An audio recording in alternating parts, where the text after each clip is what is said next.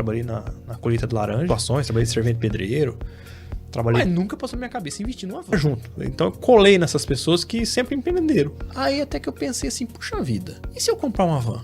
Eu tenho um projeto para comprar um ônibus que é caro, é um investimento milionário, entendeu? Eu tenho uma equipe, cara, que sem eles não é nada. Eu sou uma pessoa assim, eu me coloco no lugar do cliente. Bem-vindo, pessoal, ao nosso primeiro podcast constante.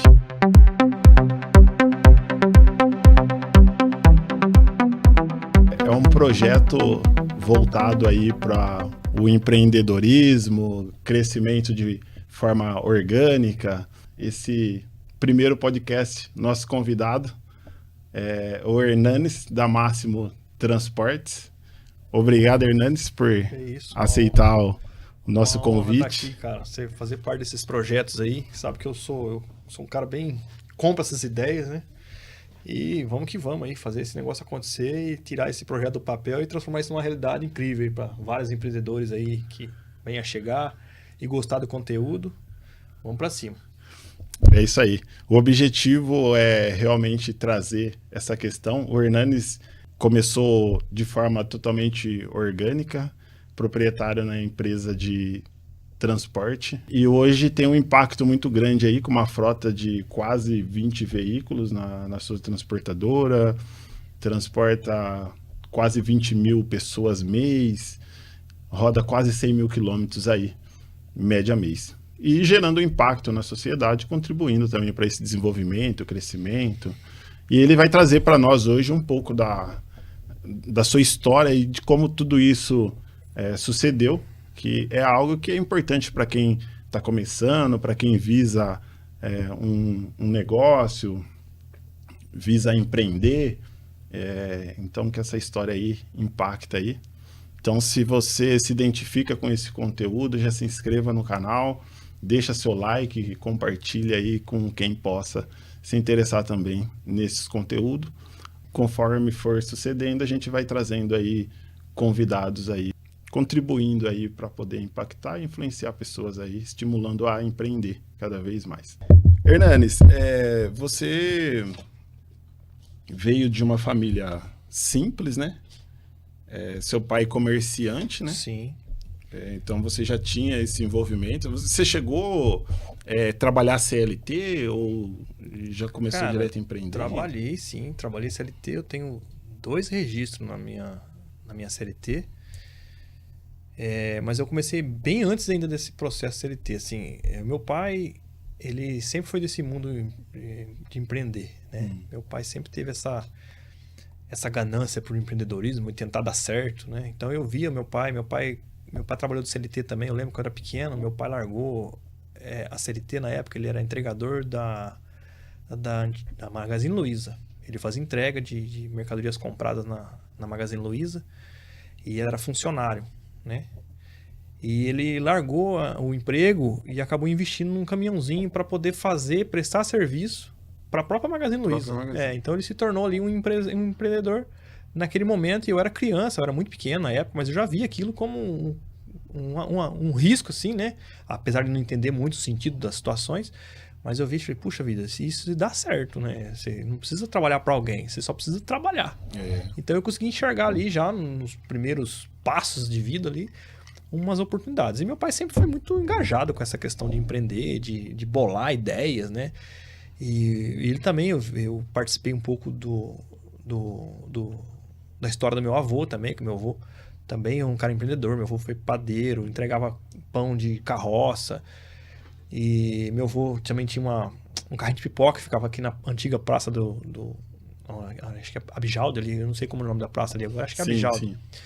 Antigamente ali tinha um fluxo gigantesco de pessoas pegando ônibus, né? Ali era um ponto estratégico, tinha uma padaria ali, Nossa Senhora da Aparecida, se não me engano, antiga. Lembra dessa época? Lembra da padaria? Então meu avô ficava ali, eu saía da escola, saía do colégio, ia lá, ficava participando desse negócio de dar troco, de vender, né? Então meu avô tava ali, eu tava junto. Então eu colei nessas pessoas que sempre empreenderam. Então aí a vida foi me levando a esse norte, nesse caminho. E aí quando eu fiz acho que 17 anos, né? Antes disso eu trabalhei em algumas outras situações, trabalhei de servente pedreiro, Trabalhei também como... vendia chinelo, junto com meu pai, inclusive. Vendia chinelo na feira de bordados de Bitinga. A gente ia todo sábado pra Bitinga. Chegava lá, a gente jogava um lençol no chão, jogava um monte de chinelo no chão. E só escolher o número e botar no pé das turistas, né? Que vinha de vários lugares do Brasil comprar mercadoria. Na antiga feira de Bitinga. Então, foi os primeiros contatos que eu tive, assim, com o empreendedorismo, né? Mas a gente fica no jovem, né? Comecei os relacionamentos de namoro, queria sair, participar, gostava de comprar minhas próprias coisas. Então, sempre fui um cara muito independente com essas questões. Procurei meu primeiro emprego, cara. Com 17 anos eu consegui trabalho apenas na lavoura. Foi o meu primeiro registro, meu primeiro CLT, que eu tenho com orgulho, inclusive, de ter trabalhado. Foi um período curto, né? Que eu trabalhei, acho que foi 8 meses que eu trabalhei na colheita de laranja. Foi durante uma safra. E aí surgiu uma oportunidade de trabalhar numa empresa aqui na divisa de Américo com Araraquara, que é a Cambé Embalagens. Eu trabalhei também nessa empresa durante 2 anos. Com alguns meses, acho que 6 meses de trabalho, eu fui convidado, né, pelos gestores da empresa na época a subir de cargo, ser uma espécie de liderança num grupo, né, e abrir um turno à noite. Num turno não existia esse turno, das 10 da noite às 6 da manhã. Então eu com 6 meses assumi essa responsabilidade. Eu tinha acho que 19 anos, 18 para 19 anos na época. E eu assumi essa responsabilidade de começar a cuidar de gente, né? E bem imaturo ainda, mas eu sempre fui um cara bem determinado, né? Nessas questões assim, de cumprir meus trabalhos, minhas tarefas. E comecei a trazer resultado. Mas com 2 anos de empresa, cara, eu percebi que aquilo era um limite para mim que eu não ia conseguir expandir. Eu falei, aqui dentro eu não vou conseguir ampliar. Até eu cheguei na minha antiga patroa, Dona Leda, psicóloga de mão cheia, inclusive. Entrei lá bravo, pra sair de lá pedindo conta. Cheguei lá, me fez uma lavagem cerebral que eu saí de lá feliz. Ela diminuiu o pagamento, eu saí de lá feliz ainda. Me botou no horário do dia, trabalhei mais uns 3 meses, mas eu percebi que não era mais pra mim aquilo. E você já tava limitado ali naquele Cara, é limitado. Eu tava namorando, já nessa época eu já conheci minha atual esposa, né?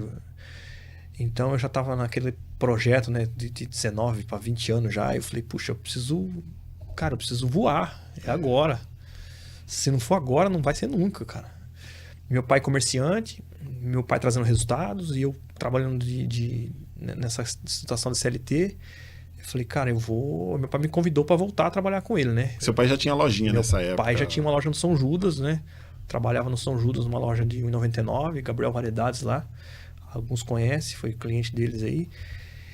E aí, vamos trabalhar comigo e tal. Eu fui, mas eu e meu pai nessa questão de trabalhar junto sempre deu muito certo. Mas financeiramente não. Porque meu pai teve uma cabeça um pouco fechada para isso. Apesar de trouxe, né, inúmeras educação financeira, mas... Então eu falei, não vai dar muito certo. Eu falei, vamos fazer o seguinte. Eu vou trabalhar na área comercial, mas eu vou montar um negócio para mim. Eu quero trabalhar no comércio, mas tem que ser uma coisa independente. Tem que ser uma coisa que eu fecho e levo a chave embora. Você ia gerenciar. E aí veio a ideia da banca, cara. A banca, acho que ela surgiu, eu tinha 21 anos, mais ou menos, surgiu a ideia de montar um ponto de venda que era na verdade, assim, é um filho da loja do meu pai. Saiu a mercadoria da loja do meu pai, e eu falei, pô, relaciona tudo. Fiz uma lista de que eu queria, que eu achava que vendia. Fui na época eu tinha um amigo, eu e meu pai tinha um amigo em comum, o Wagner, um cara que sempre teve muitas ideias. O Popoli. Nossa, cara, ele trouxe essa ideia de montar alguma coisa na área do centro, próximo ao Varejão Passarinho. Falou, cara, ali passa muita gente, cara, não sei o que. Ele queria montar. E eu incentivando ele a montar. Cara, vai. Aí dei a ideia pra ele de comprar, porque ele queria montar uma espécie de barraca. Todo dia monta, desmonta, põe na pirocombi, leva embora, no outro dia vem e monta. É aquela dor de cabeça, né? E aí eu falei, cara, por que você não, em vez de fazer isso, você não compra uma banca? Porque lá já tinha uma banca. Do lado da banca de jornal já tinha banca de jornal. Eu falei, por que você não compra uma banca igual a banca de jornal? Deu horário, você baixa as portas, guarda tudo pra dentro. Prático. Eu não imaginava quanto custava uma banca, né? Pra mim era coisa até risória de preço. Aí começamos a pesquisar e vimos que o preço não era tão baixo quanto a gente imaginava, né? Mas eu pesquisando, acabei achando uma banca meio que jogada, as traças lá em Santa Lúcia, numa pracinha central lá que não estava sendo usada para nada, não abria. Descobrimos quem era o dono. E aí chegamos à conclusão de negociar tudo pro Wagner, para ele montar. E aí, acho que no último minuto do segundo tempo, ele falou, cara, não é pra mim. Mas vai você. Eu falei, não, cara. Tá no seu momento. Ele falou, não, cara, vai você é jovem, você vai você. E passou a bola, cara. Eu abracei como se fosse minha última oportunidade. Caramba. Falei, cara, eu vou. Eu não tinha R$1, Marcos. Não tinha R$1. Na época não existia essa facilidade de cartão de crédito. Não existia essas facilidades que existem hoje. Você tinha que ir com cara e coragem. O único alicerce que eu tinha era pai e mãe, assim, que não tinha condições financeiras de me ajudar, mas tinha um apoio, assim, de estoque de mercadoria, né? Conversei muito com a minha mãe e falei, mãe, eu vou, mas eu quero montar pra mim, eu vou administrar, eu vou tocar, eu vou comprar, eu vou vender, só que eu não tenho como começar, eu preciso do apoio. Aí eu peguei um saco grande, comecei a pegar a mercadoria na loja da minha mãe, marca aí, preço de compra, não de venda. Fiz uma compra no preço de compra da minha mãe. E levei pra essa banca, pintei, eu mesmo, na mão, lixei, pintei, fiz do meu jeito, fiz a parte elétrica. Cara, com dificuldade. E aí inaugurei. Inaugurei em julho, nem lembro de ano, vai muitos anos atrás, não vou lembrar. Inaugurei, acho que foi 2003, 2004. Acho que foi mais ou menos isso. Não, mais ou menos. Acho que até antes. Você já não estudava mais? Assim, não. Os estudos, na verdade, eu nem encerrei. No segundo colegial, eu repeti o segundo colegial. Falei, não é mais pra mim isso. Caramba. Não vou voltar, não vou voltar mais pra escola. Não concluí meus estudos. O objetivo era trabalhar. Meus estudos eu não concluí, tinha vontade de concluir. Até tentei, mas não acabei colocando outras coisas como prioridade. Me faz muita falta isso hoje. Mas não incentivo ninguém. Ninguém deixa os estudos. Gente, estudo porque... eu fui uma exceção aí que talvez de um certo ponto deu certo, mas não é o melhor caminho. Correto. Então eu larguei os estudos, cara, me dedicar, fui pra roça, trabalhei esse tempo na empresa Cambé, e depois abri esse ponto comercial no centro, cara, e eu lembro até hoje, meu primeiro dia de venda foi R$32. Que na época R$32 não era um número muito baixo, era um número assim até aceitável. Claro que, tipo assim, eu vendi tipo assim 10% do que meu pai vendia no comércio dele. Mas já era um número. Começou, né? Já era um número, cara. Pra quem não tinha zero um dia antes, no primeiro dia você tem 33% das vendas numa loja. Verdade. Cara, e o meu custo operacional na época, eu nem sabia o que era isso, né? Hoje eu falo o que é custo operacional, mas na época eu não sabia o que era isso. Mas o meu custo operacional era pagar o aluguel do espaço. Que era bem baixo. Eu não tinha funcionário. Eu não tinha imposto pra pagar. Eu não tinha nada, não tinha alvará, não existia isso aí. O meu imposto era pagar meu aluguel, que na época era R$250. Porque na verdade você pagava aluguel pelo espaço, né? Só do espaço. Você estrutura a banca ali e isso, tal, era um espaço no chão, o dono do espaço falou, te cobro R$250 na época, acho que era um salário mínimo, não lembro quanto que era isso. Eu te cobro esse valor, você monta o teu espaço aí e você cuida disso aí. Falei, tá fechado. Que era mesmo, na verdade, era o mesmo valor da banca de jornal. Claro. O cara só dobrou o faturamento no mesmo espaço que ele tinha. Pra ele foi um puta negócio. Porque ele não tinha espaço morto, ninguém podia montar outra banca do lado, ninguém ia montar uma banca do lado de uma banca. Né? Então não tinha o que montar. Era um espaço vago, que no máximo que a pessoa podia fazer é estacionar um carro. Então eu tive essa ideia de instalar ali, fiz um contrato, enfim, as coisas foram acontecendo. Foi acontecendo, e nesse comércio eu fui ampliando meu nicho de mercadorias, né? Aí veio algumas coisas de época, que eu sempre fui um cara visionário, pegava o que é de época. Cara, o que tá vendendo no momento, né? O que as crianças estão buscando? As pessoas, assim, na época as crianças saíram da escola, não tinha 11, as pessoas tinham que passar em frente ao comércio. O que as crianças querem comprar? O que os adolescentes estão buscando? É boné, é carteira, é cinto, o que é? É o que eu vendia. Eu botava na cara deles pra eles passar a trombar nas coisas. Era a época do bichinho virtual? Cara, lembra aquele bicho virtual, tipo Big Game, essas coisas tudo passou, cara. Blade, peão, ioiô, aquele jogo da Coca-Cola. Aquilo foi sensacional, cara. Cada hora que... Cada época eu tava enganado. Tem uma época, cara, não sei se você lembra disso, que saiu uns skate de dedo. Ah, tá. Cara, aquilo me deu tanto dinheiro, cara. Porque eu comprava aquilo, eu viajava pra buscar... E eu comprava de caixa daquilo lá, cara. E eu chegava, colocava. E a minha malha de concorrência na época eram os comerciantes, né? Sim. E meus comerciantes, são, né? Alguns, não todos. Eles eram acomodados, assim. Tipo assim, eu fico no meu comércio, o vendedor vem, passa e me traz a mercadoria e vende pra mim e eu tenho que repor meu margem de lucro. Então eles tinham essa dificuldade de competição de preço comigo. Porque eu não tinha... O custo meu era muito menor que o deles, em tudo. Porque você ia buscar. Eu ia na fonte, cara. Eu descobri quem era o cara que fazia, eu ia tentar achar o cara. Exato. Entendeu? Então, quando eu enxergava que eu tinha um volume grande de vendas naquela situação, eu ia no melhor fornecedor que existia. Você ia diminuindo o atravessador, né? E na época não tinha pesquisa na internet. É. Na época a pesquisa era diferente. E você tinha que procurar o cara. Nesse momento, Hernanes, você já tinha desvinculado da loja do seu pai ali, Sim. né? O inicial, você já estava indo buscar o seu fornecedor, né? Cara, ó, o primeiro up que eu dei no meu negócio foi quando um dia eu cheguei na antiga caixa, nosso banco existia, nossa caixa, nosso banco. Cheguei, encontrei a dona Edna, nossa pessoa que eu tenho uma admiração e uma gratidão eterna por essa mulher, porque essa mulher, sem me conhecer, sentei na frente dela e falei, dona Edna, eu queria abrir uma conta no banco, queria ter talão de cheque. Ela falou, você trabalha onde? Eu falei, eu sou camelô, tem uma banquinha aqui na Rua Larga. Mas você não declara renda? Eu falei, o que é isso? Você não tem carteira registrada? Eu falei, não tenho, já tive. Como que você movimenta seu dinheiro? Eu falei, não, eu recebo dinheiro e boto no bolso. Porque na época não tinha esse negócio de Pix, não existia cartão de crédito, era dinheiro, era moeda. Eu falei, o dinheiro eu recebo, eu vendo e pego o dinheiro e compro. Você não tem conta de banco? Eu falei, não, nunca tive. Tá, eu vou te abrir uma conta. Vou te dar um talão de cheque. Eu falei, tá bom. Cara, aquilo pra mim, quando eu botei um talão de cheque no bolso, porque demorava pra chegar. Cara, a ansiedade me comi todas as unhas. Pra chegar um talão de cheque e um cartão do banco, nossa caixa, nosso banco, na época, aquilo pra mim foi um... Meu pai tinha aquilo, cara. Meu pai tinha uma conta no Banco Itaú desde 81. Eu falei, cara, aquilo, eu alvejava aquilo. Eu falei, cara, eu quero ter conta no banco desde cedo, porque quando eu chegar nos meus 30 anos, eu quero ter 10 anos de conta. E, cara, eu sou grato à dona Edna por me dar essa confiança, claro, né, dentro dos processos que ela teve que fazer. E aí, cara, comecei a ter talão de cheque, comecei a comprar a prazo, né? As pessoas começaram a dar credibilidade no meu negócio. E as coisas foram acontecendo. Foi claro que foi um dia após o outro. Foi muitas viagens, buscar as mercadorias, trazer... Como que você ia buscar essas mercadorias? A primeira compra que você fez? Você Cara, comprou uma assim, passagem? como meu pai já era comerciante, então meu pai já tinha uns caminhos, né? Então meu pai viajava muito pro Paraguai. Na época existiam alguns excursionistas que faziam excursão pro Paraguai. Então meu pai sempre foi um cara que eu via viajando pro Paraguai. Eu fui, inclusive, algumas vezes com ele de companhia mesmo, pra visitar, conhecer e tal. E eu sempre achei muito bom, que eu sou apaixonado pelaquela região, inclusive. Até todo ano eu faço um turismo pra lá. E quem quiser ir também, segue nós lá que nós vamos divulgar lá.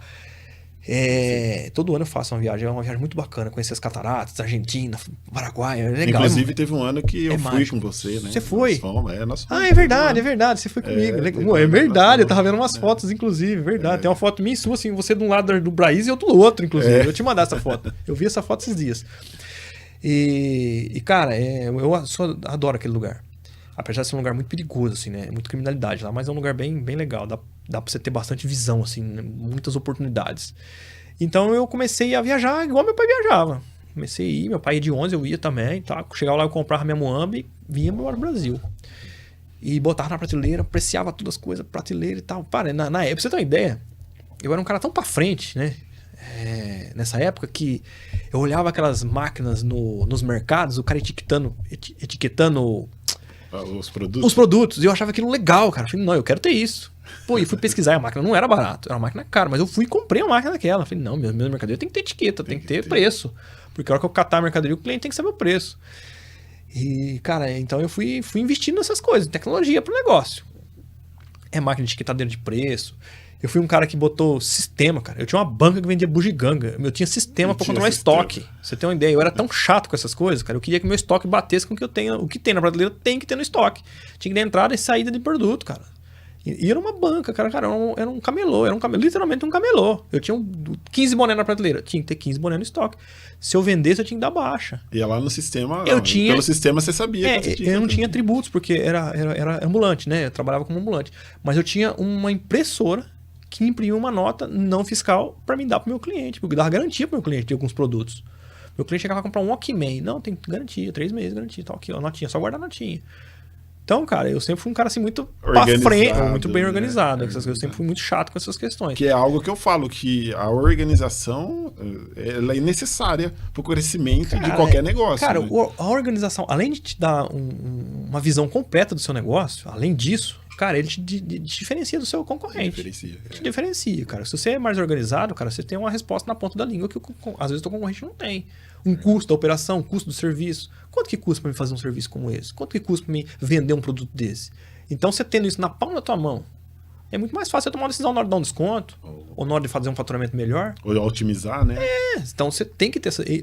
As metas também influenciam, cara, né? Tipo assim, tudo. eu preciso vender tanto para ter tanto. Cara, você então, tem que ter todos os seus índices na palma da mão e na cabeça. Porque se você não tiver isso dentro do seu... Isso não for o coração do seu negócio, se tiver só empurrando, cara, uma hora você vai ou vai dar errado ou você vai organizar. Não tem outro caminho. Não tem outro caminho. Ou você organiza ou vai dar errado. Vai dar errado. Porque chega um nível, cara, que você não consegue mais. Cara. Não tem como. Não tem como mais você simplesmente tocar o negócio sem tiver os números, sem tiver gerenciar isso. Cara, então aí voltando, cara, eu comecei a buscar minha mercadoria, botar na prateleira, vender. E aí, cara, veio um dos primeiros problemas de buscar mercadoria. Eu me lembro que na época, não falando sobre partido, né? Isso eu não gosto muito de tocar no assunto sobre política. Mas no primeiro mandato do Luiz Inácio Lula da Silva, que inclusive eu votei nele, por sinal das contas, em 2013. 2013? Não, 2013 não, foi bem antes. Foi bem antes. É que veio o 13 na cabeça por conta do Lula. Mas aí, a primeira vez que ele foi eleito a presidente da República, ele inaugurou a nova aduana da Ponte da Amizade. E quando inaugurou essa nova aduana, cara, o Paraguai simplesmente se transformou num caminho complicado de você buscar mercadoria. Então ficou muito mais difícil, sei lá, trazer os teus 500, na época era $150 de mercadoria. Tinha um limite. Então ficou muito, porque eu ia buscar 400, 500, $800 de mercadoria. Eu não ia buscar 150, que era a minha cota, porque não tinha, a conta não fechava. Então eu ia toda semana buscar mercadoria no Paraguai. Toda semana com $500, $600 eu ia buscar a minha mercadoria. E aí, de repente, o cara falou, não, aqui ninguém passa mais com 150. E tudo que é novo, as pessoas querem que traga resultado. Inaugurou a aduana, novas agências. Fiscalização cara, intensificou demais. E aí começou a ficar muito difícil, cara. Aí o que aconteceu? Os ônibus que faziam os turismo no Paraguai, eles migraram. Não vão mais para o Paraguai, eles vão começar a ir para o Brás. Começaram a migrar. E aí, cara, eu falei, e agora? Comecei a ir de ônibus de linha, ia na rodoviária, pegava o busão e ia. Só que aí aconteceu, a ideia que eu tive, só mais 1 milhão de pessoas teve. Todo mundo teve a mesma ideia. O que aconteceu? Aumentou as linhas de ônibus rodoviário. Tinha que sair um ônibus daqui, começou a sair 3. Começou a aumentar a linha. A federal voltou, falou, não, vamos começar a fiscalizar. Começou a pegar a gente também. Aí qual que foi a saída? Não tinha outra opção. Eu comecei de carro. Botava a galera no carro comigo, falou, vamos comigo, cada um 150, estamos em 4, dá $600, tá tudo dentro dos conformes, não vai ninguém ser preso. Tudo certo, tudo na legalidade. Comecei a pagar almoço pros caras, comecei a pagar um diário pros caras, os caras começaram a ir comigo. Vários amigos eu levei comigo. Qual foi o primeiro carro seu, né? Meu primeiro carro foi um Fusca. Logo depois que eu saí da Cambé, quando eu comprei minha banca, acho que a primeira lançada que eu dei foi um Fusca. Meu pai me ajudou na época a comprar esse Fusquinha. Comprei um Fusquinha, acho que 73 era meu Fusca. Você chegou a ter um 147 também? Meu pai teve. O 147 foi o meu carro que eu aprendi a dirigir, na verdade. Né? E esse 147, na verdade, era um Fiat Spazio. Um Fiat Spazio foi o carro que eu e meu pai viajou muito para Ibitinga vender os chinelos. Nós vendia todo sábado, nós carregava e bota coisa no teto, e bota no bagageiro, e deita os bancos. Aquilo vinha lotado de chinelo. Nós ia lotado e voltava vazio, cara. Graças a Deus, nós vendíamos muito chinelo. Pra você ter ideia, nós vendíamos tanto chinelo em Ibitinga que nós fomos expulsos da cidade de Ibitinga. Os grandes lojistas, né, na época de calçado da cidade, fez uma maneira ali, né, claro que politicamente, de tirar o alvará do meu pai. Porque meu pai vendia muito chinelo. E nós só vendia isso. Mas eles, assim, como nós vendia muito e eles vendiam um pouco menos, até por questão da atração de preço, era muito mais barato. Então, acabou que nós fomos expulsos. E foi aí que, na verdade, meu pai teve a iniciativa de investir no comércio. Até essa época, meu pai era só um camelô de vender coisa em Ibitinga. Eu instalei ventilador de teto.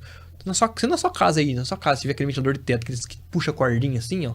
Sabe aqueles que tem um pindolim que puxa cordinha? Eu lembro. Foi eu que instalei, cara. Ou foi eu ou foi meu pai, porque eu fiz muito isso na época dos 15 anos. Então, foi uma época que meu pai ia pro Paraguai, trazia esse ventilador. Meu pai fazia consórcio disso. Vendia consórcio. Na antiga Sadia. Nossa, cara, meu pai fazia consórcio na antiga Sadia de ventilador de teto, videocassete, coisa que tem gente que não sabe nem o que é. E aí, cara, meu pai vendia isso, ventilador de teto. Quantos ventilador de teto eu instalei? Eu ia de bike instalar os ventiladores de teto, chegar na casa das pessoas, batia a palma, falei, quem vai instalar você? Eu falei, eu com 50 quilos. Eu falei, não, você não. Eu falei, não, é eu mesmo que instalo. Instalei vários ventiladores de teto, cara. Então, legal. Foi indo, cara. As coisas foram acontecendo, aí o Paraguai travou isso, aí eu comecei a migrar também pro Brás, comecei a buscar mercadoria no Brás. E quando eu comecei a voltar pro Brás, eu comecei a ir com uma van. Inclusive, um rapaz que trabalha no presídio aqui em Araraquara, se eu não me engano, o nome dele é Aparecido, eu lembro até hoje. Tinha uma mulher que chamava Adalzira. Eu não perdi o contato dessa mulher, nem sei se ela é viva ainda.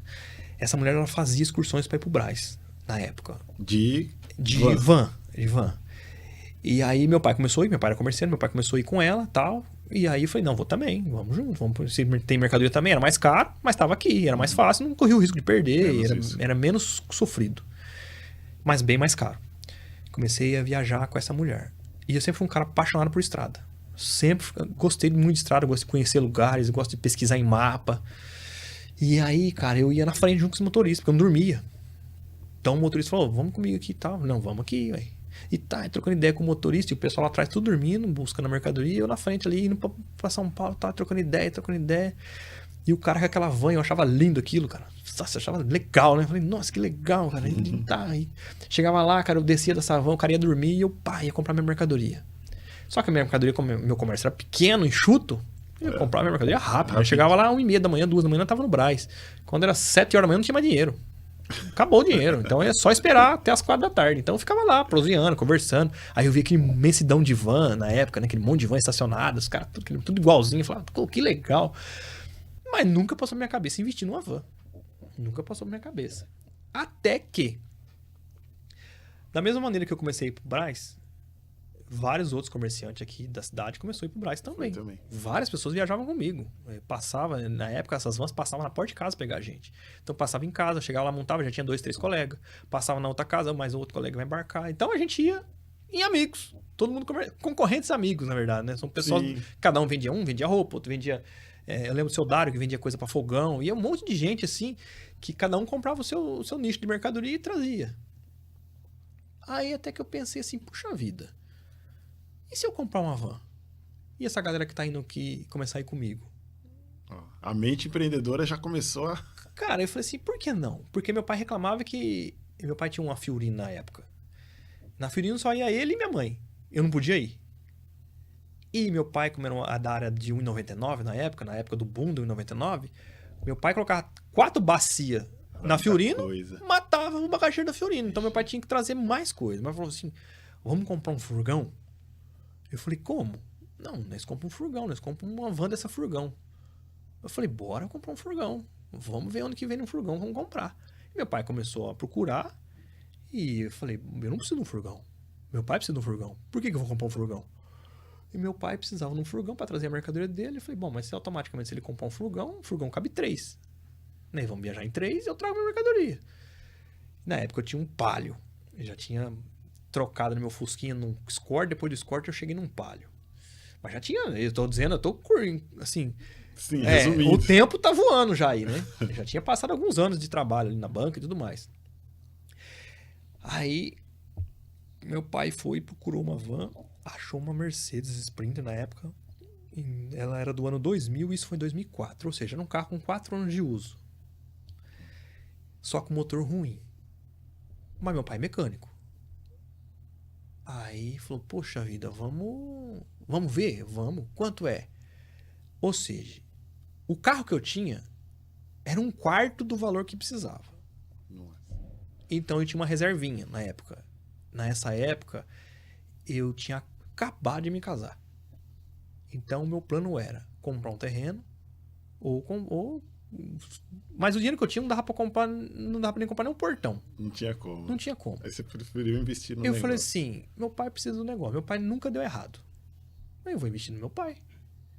Pai, o que você precisa? Não, eu vou precisar. Então, ó, toma meu carro, um Palio, toma minha carteira de poupança que eu tenho aqui, compra lá o que você precisa. Deu dinheiro na mão dele. Vai lá. O cara aceita? Não, o cara aceita. Então, pô, meu pai deu a filho dele, deu uma reserva dele. Pai, chegou com uma van, só que a van era de passageiro, não era furgão. Eu falei, mas e aí? Ele falou, não, né, arranca os bancos e tá tudo certo. Eu falei, tá tudo certo, então, né, arranca os bancos e tá tudo certo. E pau. Arrancamos todos os bancos, juntamos num quartinho lá e começou a ir pra São Paulo e pá, de mercadoria. Aí o que aconteceu? Meu pai uma vez por semana, ou seja, o carro ficava parado 6 dias. E uma vez por semana ia lá e buscava mercadoria. Aí eu falei, peraí, mas e se eu fazer igual o cara fazia lá, botar um banco e levar o povo? Legal, só que não tinha habilitação. Vou tirar a habilitação pra dirigir van, porque furgão podia ser com a minha habilitação. Mas passageiro não podia. Tinha que ser categoria D, eu não sabia. Ele falou, não, tem que ter esse aqui, tem que ser categoria D. Eu falei, então, né, vamos ter esse negócio D. Fui lá em paz, tirei a CNH. Falei, agora eu sou habilitado. Agora eu vou pegar essa van pra fazer uma viagem. Eu, tipo assim, eu tinha 50% da van, mas a van não era minha, era dele. Eu dei o dinheiro pra ele investir. Eu nunca eu falei, é 50% meu e 50% dele. Não, o carro era dele, ele que comprou. Meu pai que deu boom no negócio. Só que meu pai não queria mexer com transporte. Meu pai não queria fazer o que eu queria. Só que o veículo estava disponível. Eu falei, então eu vou pegar um veículo uma vez por semana e vou buscar minha mercadoria e vou chamar uns dois para ir comigo. Por que não? Vamos para São Paulo? Tô em tal dia. Vamos. Eu passo lá, pego você, vamos. E começou. Levei um. Primeira vez foi eu e mais um. Segunda vez já coloquei mais um banco. Já foi 4. Aí depois foi mais um, daqui a pouco. Marcos, quando eu olhei para trás, eu não tinha espaço para trazer a mercadoria de ninguém. Por tanta gente indo. A van tá lotada. E falei, e agora? Vamos trazer. Aí surgiu a ideia de botar um bagageiro em cima da van, parecia um carro de circo. Aí aquele bagageirão em cima assim, e amarrava carga, e chovia, e caía as coisas pra rua, e tinha que amarrar de novo. E eu nunca aprendi a amarrar carga, porque eu nunca fui caminhoneiro. Cara, e aquilo ia lotado de mercadoria, lotado de gente, as pessoas iam comigo, trazia pouquinha coisa, uns trazia bastante, tinha que fazer. Aí deixavam sempre um espaço sobrando na van ali pra trazer debaixo dos. Cara, que sofrimento. Mas foi indo. As coisas foram acontecendo. Aí até que meu pai foi estopim. Meu pai falou, não, pode parar com isso aí, não tá dando muito certo. Eu falei, não, tá. Não tá dando certo, porque tá gastando, não sei o quê. Eu falei, então vamos fazer o seguinte, me vende a tua parte. Não, minha van eu não vou vender. Eu falei, então tá bom. Então eu vou comprar uma igual. Então eu vou te devolver o teu, você compra uma pra você. Aí ele me devolveu a parte que ele tinha, né? Que eu tinha ajudado ele, Ele me deu a parte, eu catei na época, eu tinha uma Twister. 0. Eu tinha acabado de pegar no consórcio. Pagava a Twister ainda, mas faltava pouco.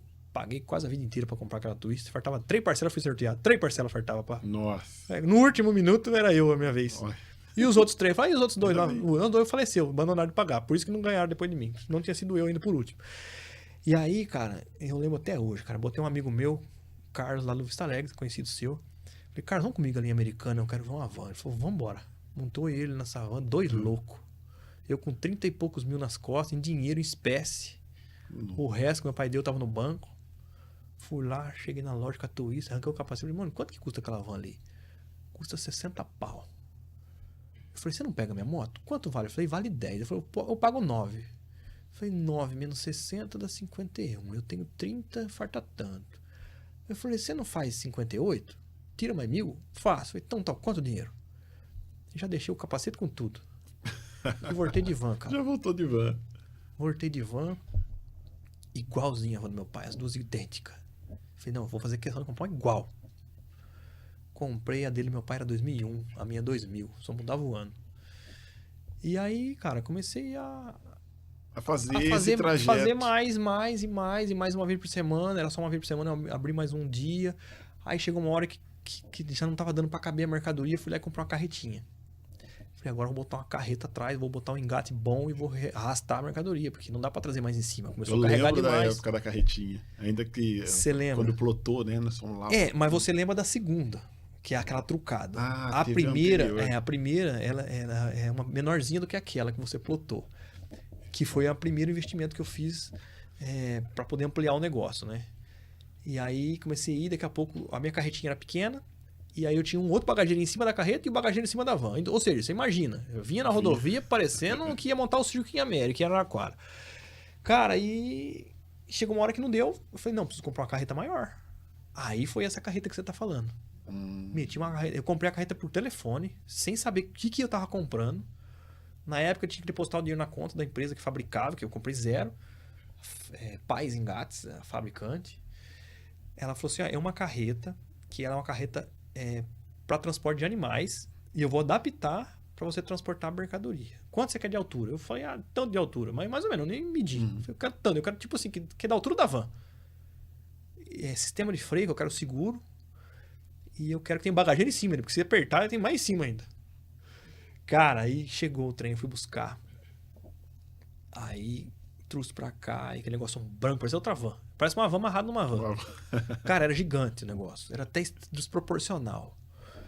E comecei aí, cara. Aí os clientes que viajavam comigo viu que tinha mais espaço. Falou, pô, agora que eu vou trazer. Trazia manequim, trazia o que você imaginar, glôndula de loja, trazia o que você imaginar, né? Trazia nessa carreta, cara. Nossa. Trazia de mercadoria, trazia um monte de farda, de jeans, coisa pesada. E ia. E as coisas foram acontecendo. E isso a gente tá falando e os anos vão passando, os meses vão passando. E eu trabalhava na banca, cara. Eu lembro que eu trabalhava no comércio ali o dia inteiro. Eu abria a banca 8h30, quase 9 horas, que é a hora que o comércio local aqui abre. E trabalhava até às 6, 6h30. E fechava a banca e meia-noite e meia eu começava a embarcar gente pra viajar, cara. E viajava a noite inteira, não conseguia dormir. Viajava a noite inteira, chegava lá no local. Chegava lá, enquanto o pessoal ia comprar, eu ia dormir. Acordava às 9 horas da manhã e ia fazer minhas compras. Então, cara, não era fácil. Não foi assim, aconteceu. Cara, foi muitas noites de sono mal dormida. Foi muito gás. Aí eu tinha 2 mercados, né? Eu tinha 2 nichos. Eu tinha o transporte, que era uma segunda fonte de renda, porque na verdade eu não tinha o transporte para me dar renda. Eu tinha o transporte porque eu precisava buscar minha mercadoria. E nada mais justo do que eu ir buscar minha mercadoria e quem tá pagando é meus passageiros. Então eles pagavam, me davam o dinheiro da passagem. Com o dinheiro da passagem eu transformava aquilo em mercadoria. E o dinheiro da mercadoria eu transformava em valores. Então eu triplicava meu faturamento só com essa mágica de levar as pessoas. Na verdade, o transporte ele entrou como uma alternativa, como uma segunda renda, né? Cara, você não estava nem focado nisso, né? Não estava focado, cara. Não estava focado. Porque a banca, na época, Hernandes, eu acho que foi até uma época que surgiu uma questão da febre da banca, né? E ela ganhou uma representatividade diferente do comércio. As pessoas preferiam comprar na banca. Porque assim, as pessoas imaginavam, não, e era a realidade. Na banca era mais barato. Era mais barato. Porque o seu custo fixo era menor. O custo era menor, minha margem de lucro era melhor do que um comerciante. Porque eu ia na fonte buscar. Né? E além disso, eu transformava meus números de passagem em mercadoria. Eu ia buscar mercadoria só com metade do dinheiro. O resto eu fazia na viagem. Tá certo. Entendeu? Então isso me deu aí um gatilho de investir mais. E até que surgiu algumas oportunidades no transporte. Né? Porque o transporte foi uma segunda fonte de renda. Em um bom período, não foi um curto período. Um bom tempo ele ficou como sendo segunda fonte de renda. Porque em 2005 eu comprei a primeira van e comecei com esse trabalho. Eu só fui comprar minha segunda van em 2009. Então levou um tempo. Levou 4 anos, assim, E na verdade, quando eu comprei minha segunda van, não foi com a intenção de expandir. Foi com a intenção de melhorar para os meus clientes que viajavam numa van 2000. Eu falei, agora só vão viajar numa van 0 km. Entendi. O objetivo era esse. E ainda você continuava. Em 2009 ainda você estava com a banca ainda. Sim, os dois mercados paralelos junto. Entendi. Tá, meu filho nasceu em 2009. Eu falo que meu filho é da mesma época da minha primeira van 0 km.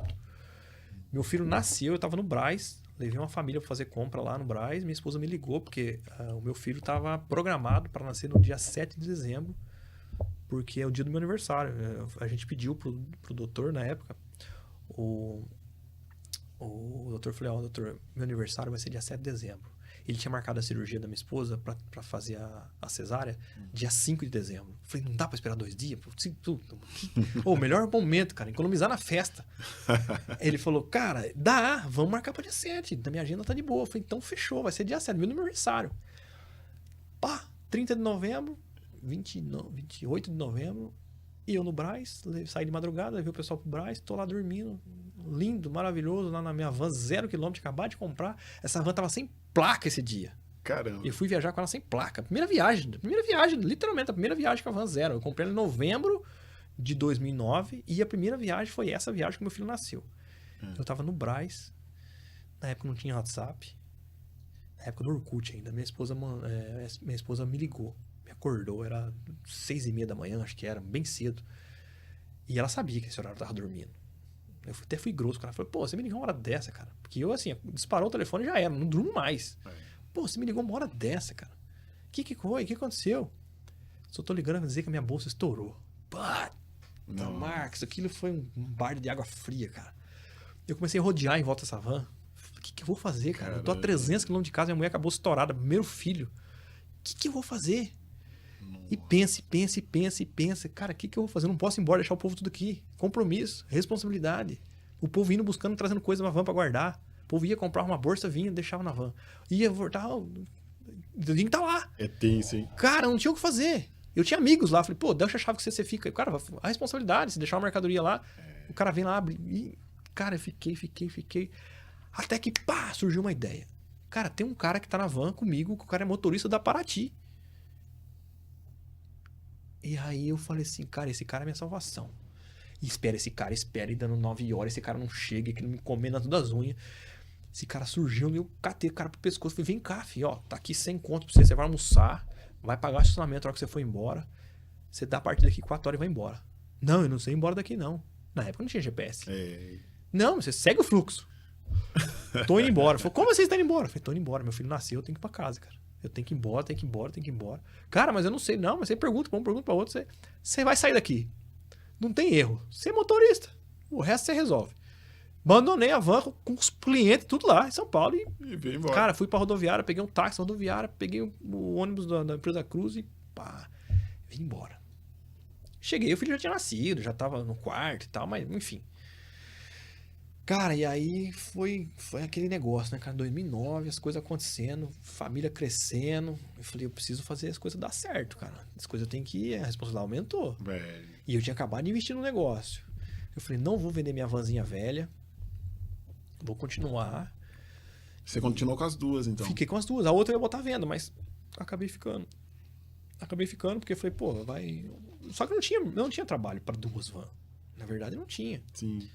Meu pai com a van dele parada, eu com uma van teoricamente de step e a van nova fazendo meus 2 viagens aí. Às vezes, final de semana, pegava na época, como eu não tinha, assim, não existia mídia social.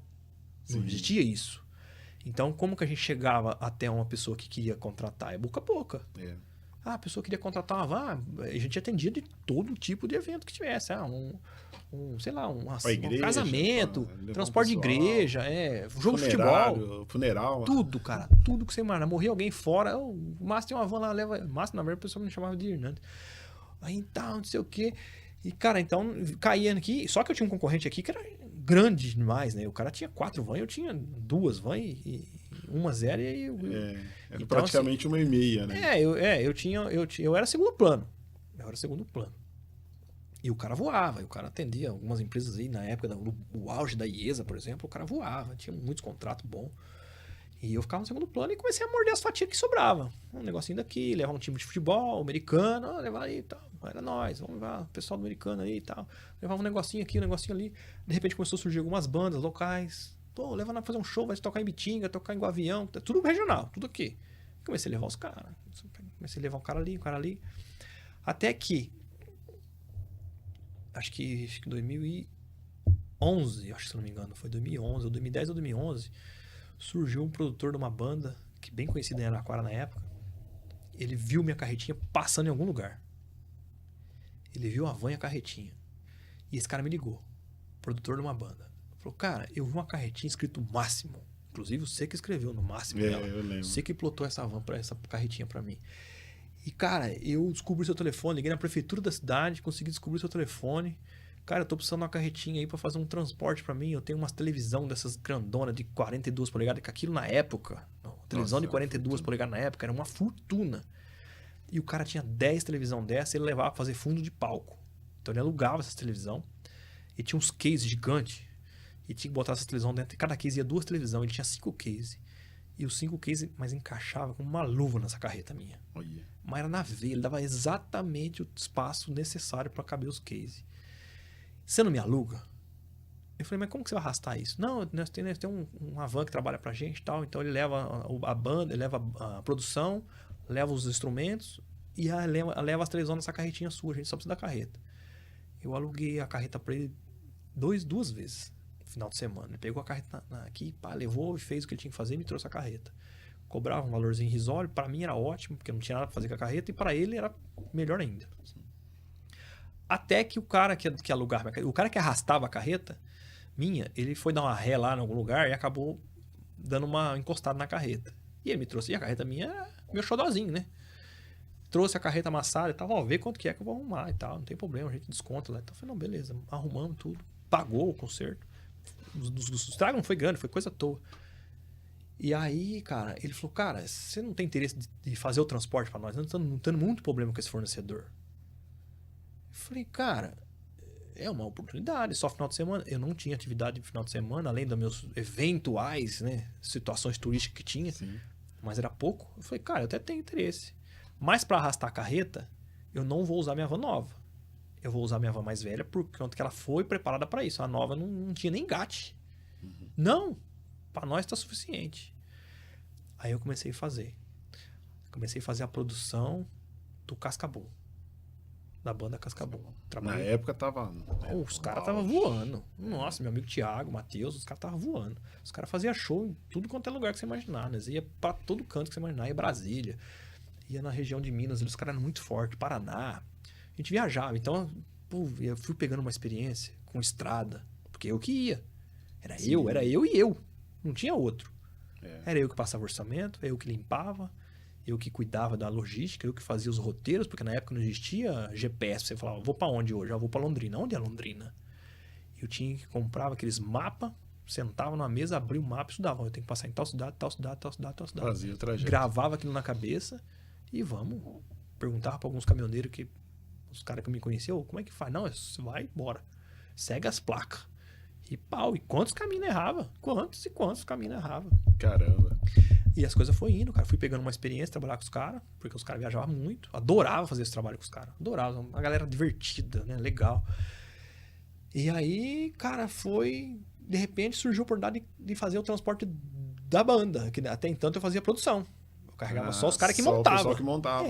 Aí tinha um outro cara com uma van top, fazia a parte da banda, que é uma van melhor e tal. Mas eu tinha uma van top que podia fazer só que eu não queria, porque eu não queria funcionário. Nem tinha funcionário. Não tinha como. Aí surgiu a oportunidade, o cara parece que estava saindo fora do ramo e tal. Me convidaram, pô, você não quer fazer? Eu falei, bora. Aí veio meu primeiro problema. Mão de obra. Cara, e aí era um carro que eu tinha amor por aquilo. Eu que lavava, eu que cuidava, eu que passava o pretinho. Então, um carro que tava na minha mão. E agora? Quem que eu vou botar aqui pra poder fazer esse trampo comigo, cara? Quem que vai arrastar noites e noites em claro pra arrastar esse trambolho dessa carreta? Tinha que ser um cara que... convencer alguém a ficar... viver essa vida louca que eu vivo, né? Cara, aí convenci, cara, um tio da minha esposa, finado Tocão, meu primeiro motorista. Trabalhou comigo. Trabalhamos um tempão juntos também. Aí as coisas foram acontecendo, cara. Aí as coisas foi indo, foi acontecendo.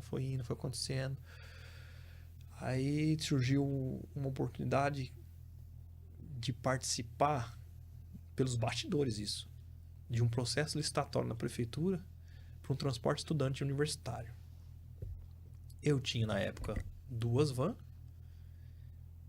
e surgiu a oportunidade de participar de um processo licitatório. Só que quando eu fui para ver como era, quando saiu o edital, eu nem sabia o que era edital. Saiu o edital, eu falei, que isso? É um negócio que você tem que ir lá e tem que estar dentro daquilo lá que tá lá. Você tem que ter todas as regras, é cheio de regras, você tem que atender. Bom, eu comecei a ler e falei, não é impossível. Existe ano de carro, existe um limite de ano, minhas vans já tinham uma certa idade, não podia participar. Era 5 anos de uso e tal. Enfim, falei, não dá não, a boca não dá. Mas eu, como cidadão da prefeitura, eu pude participar de forma para ver como funcionava. Entender o eu sistema. Falei, não, eu quero participar não vou disputar. Não concorrendo. Eu não vou concorrer, mas eu como cidadão maranhense, acho que existe uma lei que fala sobre isso, eu posso ir lá participar. Aí eu me inscrevi, então você vai participar. Cara, cheguei lá, sentei na mesana, os caras já, os caras de fora, os caras veio de fora, o Dr. Mauro tava aí, a advogada dele e tal, sentou no meio, briga de gigante. Você não tá entendendo, cara. Aí eu falei, caramba, mano. Ou na época, Marcos, pra você ter uma ideia, eu rodava 1,15 o quilômetro. Pra qualquer cliente que me ligava, quanto que é pra ir? R$1,15 o quilômetro. Os caras chegou a 6, 5 real o quilômetro. Eu falei, caramba, eu tô perdendo muito dinheiro, os caras tá ganhando muito, alguma coisa tá errada. E, cara, eu lembro que a prefeitura, não é uma crítica, mas situações na época, porque a lei não permitia, não existia lei para isso. Mas eu lembro que a prefeitura, ela pagava um ônibus para levar aluno para São Carlos. ela pagava na época tipo 4,50 km do ônibus. Ia 3 alunos, Marcos. Caramba. E não existia uma outra forma da prefeitura pagar, não existia um outro jeito. Tinha que ser ônibus. Tinha que ser ônibus, não existia. Não tinha modalidade van? Não existia regulamentação.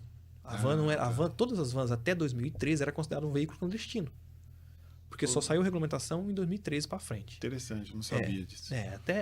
Antigamente tinha os pirueiros lá em São Paulo, aquele pirueiro, tudo clandestino. Porque existia o transporte regular, existia os pirueiros. Então os vanzeiros sempre foi visto como categoria clandestina. Até que veio em 2013, veio a lei, a Artesp, que é o órgão regulador do Estado de São Paulo, deu a oportunidade de as empresas, né, que tivesse van incluir junto aos ônibus. Então, assim, não existe uma lei, na verdade, não existe uma categoria de vans, existe uma categoria de ônibus que hoje pode ser incluído van. É isso. A única brecha que... Só que na época, não. E aí, eu participando daquele processo, eu vi os caras, eu falei, nossa, é isso que eu quero. Ah, não, se eu entrar nesse ninho aqui, aí eu tô maravilhoso, porque os caras cobrando R$4, se eu cobrar 2, eu vou dobrar a minha receita que eu preciso e vou estar metade do preço dos caras. Vou ganhar dos caras. Não tem como eu perder. E aí eu falei, não, esse ano eu não vou participar não, mas ano que vem eu vou preparar pra isso. E aí comecei a correr atrás contra o relógio, cara, aí você tem prazo. E trabalhar, e vai buscar mercadoria, transforma a mercadoria em números, e aí em 2013 eu fui lá e comprei uma outra van, 0 de novo. Fiquei com 2, assim, que dava dentro do espaço ali de 5 anos. E a Artesp veio, agora vocês podem. Aí eu, corri contra o relógio, regulamentei. Em 2014, Copa do Mundo. Quem tem van vai arregaçar. Aí eu fui lá em 2013, eu comprei uma 0. Em 2014, eu vendi essa van 0. Olha a loucura que eu fiz. Eu tinha uma van em 2013 que eu devia 50% dela. Eu vendi essa van à vista. O cara me deu a grana.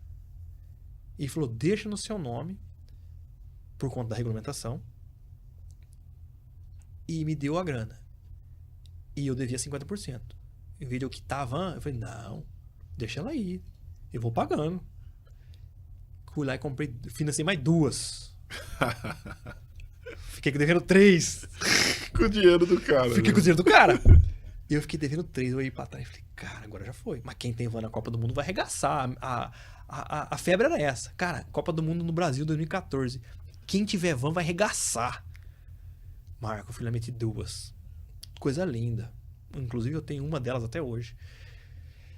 A 5004. Ela chegou, preparei os carros, correndo contra o tempo, que a Copa do Mundo ia ser em julho, junho, não lembro quando foi. Mas já tinha os preparativos da Copa e tal. Sim.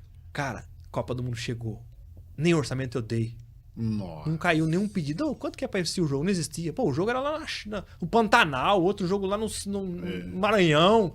Cara, não tinha nem orçamento. Nossa, verdade. Aí eu falei, nossa, cara, e agora? Agora meu segundo plano, transporte estudante. Eu vou ter que. Agora não tem como errar. Agora eu tinha as vans, tinha a regulamentação. Vai chegar em janeiro, vai ter que ter processo estatório. Tô dentro. Então, o mesmo PT que me ferrou lá quando o Lula chegou e abriu a fronteira lá e ferrou todo mundo, o mesmo PT me ajudou, né? Não sou petista, não torço para essas bandeiras. Eu sou um cara aberto à democracia, tranquilo, mas o mesmo PT que me prejudicou naquela época, que é um cara que eu votei, inclusive, no PT na época, em 2015, se eu não me engano, o Ademir Gouveia assumiu a prefeitura, o alemão da Eletec foi o diretor de transporte, me convidou para fazer o transporte. A ideia do alemão era, vamos enxugar o custo, porque já estava numa situação complicada, já era uma crise, na época a gente vivia uma crise. Já. Vamos enxugar os custos. Eles correram risco, cara, porque eles tiraram as empresas regulamentadas e colocou nós num contrato emergencial para tirar um contrato tipo de 4,50, 4,80 km para nos pagar na época tipo R$2. Então eles enxugaram mais de 50% o custo deles. A gente pegou 4 rotas, se eu não me engano. A gente pegou a rota Taquaritinga, que era 3 horários, manhã, tarde e noite. Pegamos o contrato, pegamos a faculdade de Jaboticabal e pegamos o transporte dos estudantes de São Carlos. E se eu não tiver enganado, pegamos Matão também. Eu tinha... Isso em 2015. 2015. Eu tinha três vans, porque uma eu tinha vendido. Vendi a van pro menino para me comprar as duas. E eu tinha mais as minhas antigas. Acabei comprando a van do meu pai às emergências. Meu pai ainda tinha a van dele, eu comprei. Falei, pai, agora é hora. Meu pai tá querendo vender mesmo, meu pai já não tava mais mexendo com isso. Eu nunca quis comprar a van do meu pai, porque eu sempre fui muito pé atrás. Falei, pai, se isso der certo, dá a impressão que eu tirei você da jogada. Então fique aí. Eu compro 10 vans dos outros, mas a sua eu não vou comprar. Até que chegou uma hora que ele falou, cara, eu não vou usar isso aqui pra nada mais. Ele começou a tirar o pé e eu voando. Esse período, Hernanes, você já não tinha mais a banca, você já tinha desfeito ou não? Cara, a banca eu desfiz justamente um pouco antes da Copa ali. Ah, tá. Foi eu vendi a banca 2 vezes, na verdade. Eu vendi a banca de porteira fechada pra um cunhado meu. Dei pra ele, falou, tá aqui a chave, da partir de amanhã você toca, o que você vender é seu. Você só me paga o que tiver de mercadoria dentro, paga o aluguel no final do mês e tá tudo certo. Ele tocou quase um ano. Ele ia me pagando certinho. Aí chegou uma hora que, por alguma situação financeira dele lá, acabou se atropelando, acabou resolvendo desfazer da banca. E chegou em casa e falou, cara, eu não quero mais. Eu falei, e agora? Pô, eu construí aquilo, eu vi aquilo nascer. Então eu não queria mais. Mas minha esposa falou, não, vamos pegar pra mim tocar. Eu falei, não. Aquilo pra mim era uma penitenciária, porque eu abri de domingo a domingo. Não era um negócio segunda a sexta. Entendeu? Era um negócio que eu tinha que trabalhar de domingo a domingo. Sábado era até às 6 da tarde, domingo era até meio-dia, cara. Então minha vida social era limitada. Eu tinha domingo da 1 da tarde às 22 horas pra mim poder curtir meus passeios, tudo. Eu não tinha funcionário, eu não tinha como fazer nada. Então aquilo pra mim era uma penitenciária. Então quando eu me livrei daquilo pra poder ampliar meu negócio de transporte, eu não queria voltar. Eu imagino. Mas minha esposa falou, não, eu vou te ajudar. E eu apostei. Já tocamos mais acho que 1 ano e pouco. Mas eu falei, não, é pra você. E eu não vou pôr a mão. Mas não tem como. Pra fazer compra eu tinha que levar. Eu tinha que ir junto, tinha que ajudar. Ela me ajudou bastante. Mas a minha esposa, ela não tinha o espírito de empreendedorismo. Ela queria ter atividade. Sim. Mas o espírito de empreendedorismo ela não tinha. E é necessário, cara. É necessário. Não adianta. Se você não tem, é melhor CLT. Eu conheço várias pessoas que ganham mais dinheiro sendo CLT. Do que tentar arriscar e não ter o espírito pra coisa. Todo mundo pode. Mas tem que ter, igual música. Todo mundo pode tocar um violão. Mas se você não tiver o dom, você só vai tocar ele. Né? Você não vai atrair ninguém. Então, dom é dom. E, cara, e aí pegamos de novo a banca, tocamos mais um período ali, não lembro se foi mais um ano e pouco, até que surgiu a oportunidade de vender de novo. Vendi pro Raposão do Churros, inclusive ele é proprietário até hoje. Ele fala que é a galinhas de ovos de ouro dele. Ele fala que é o melhor negócio da vida dele é aquela banca. E realmente era um puta negócio, cara. E eu, assim, eu arrisquei todas as fichas, porque eu tinha um negócio estável, eu ganhava dinheiro, aquilo me deu minha casa, minha primeira casa, aquilo me deu meus primeiros carros, aquilo me deu a minha primeira van. Tudo da banca. Tudo eu tirei da banca. Eu fiquei 10, quase 11 anos naquela banca e tirei tudo dali. Interessante. Todos os primeiros passos foi ali. Comprei minha primeira casa, comprei fiado, mas comprei. Sim. Pagando por mês, mas comprei. Pagou. Tirei daquilo ali. Então era realmente uma galinha de ovos de ouros. Mas era assim, não era só a banca que era atração. Era todo o conjunto. Porque depois, até hoje existe a banca lá. Mas ela não é mais a mesma coisa que era antes.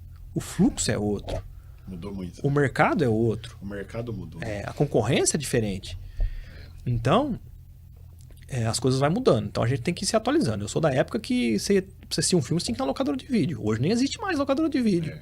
As locadoras de vídeo tiveram que se mexer. As pessoas teve que mudar o nicho, mudar a sua visão. Então eu sou da época também. A banca foi passando por processo. No começo eu comecei a vender brinquedo. Senti que o brinquedo começou a cair, comecei a vender outro tipo de coisa. Chegava no frio, eu enchia de touca de luva de frio. O motoqueiro parava para comprar luva de frio. Então chegava o calor, vendia tudo que você imaginar. Chegava na época do rock and roll, bandana, bracelete. Então você pegava o ovo de Páscoa, triturava o ovo de Páscoa. Derretia, mas nem tempo, nem dava desconto. Não tem problema. Cara, então você tinha que trabalhar. Então não adianta você estabilizar, você tem que dançar conforme a música. E as coisas foram indo, cara, as coisas foram caminhando. E aí chegou na época desse convite, né, do então diretor de transporte, através do Demir Gouveia, veio essa oportunidade de a gente prestar um serviço para a prefeitura, cara. E aí as coisas mudou. Porque aí eu comecei a ganhar um pouco de dinheiro. Até então eu trabalhava sem ter essa margem de lucro que a prefeitura me trouxe na época. Foi um período curto, mas acho que foi quase 2 anos que eu prestei serviço. Um tempo bom.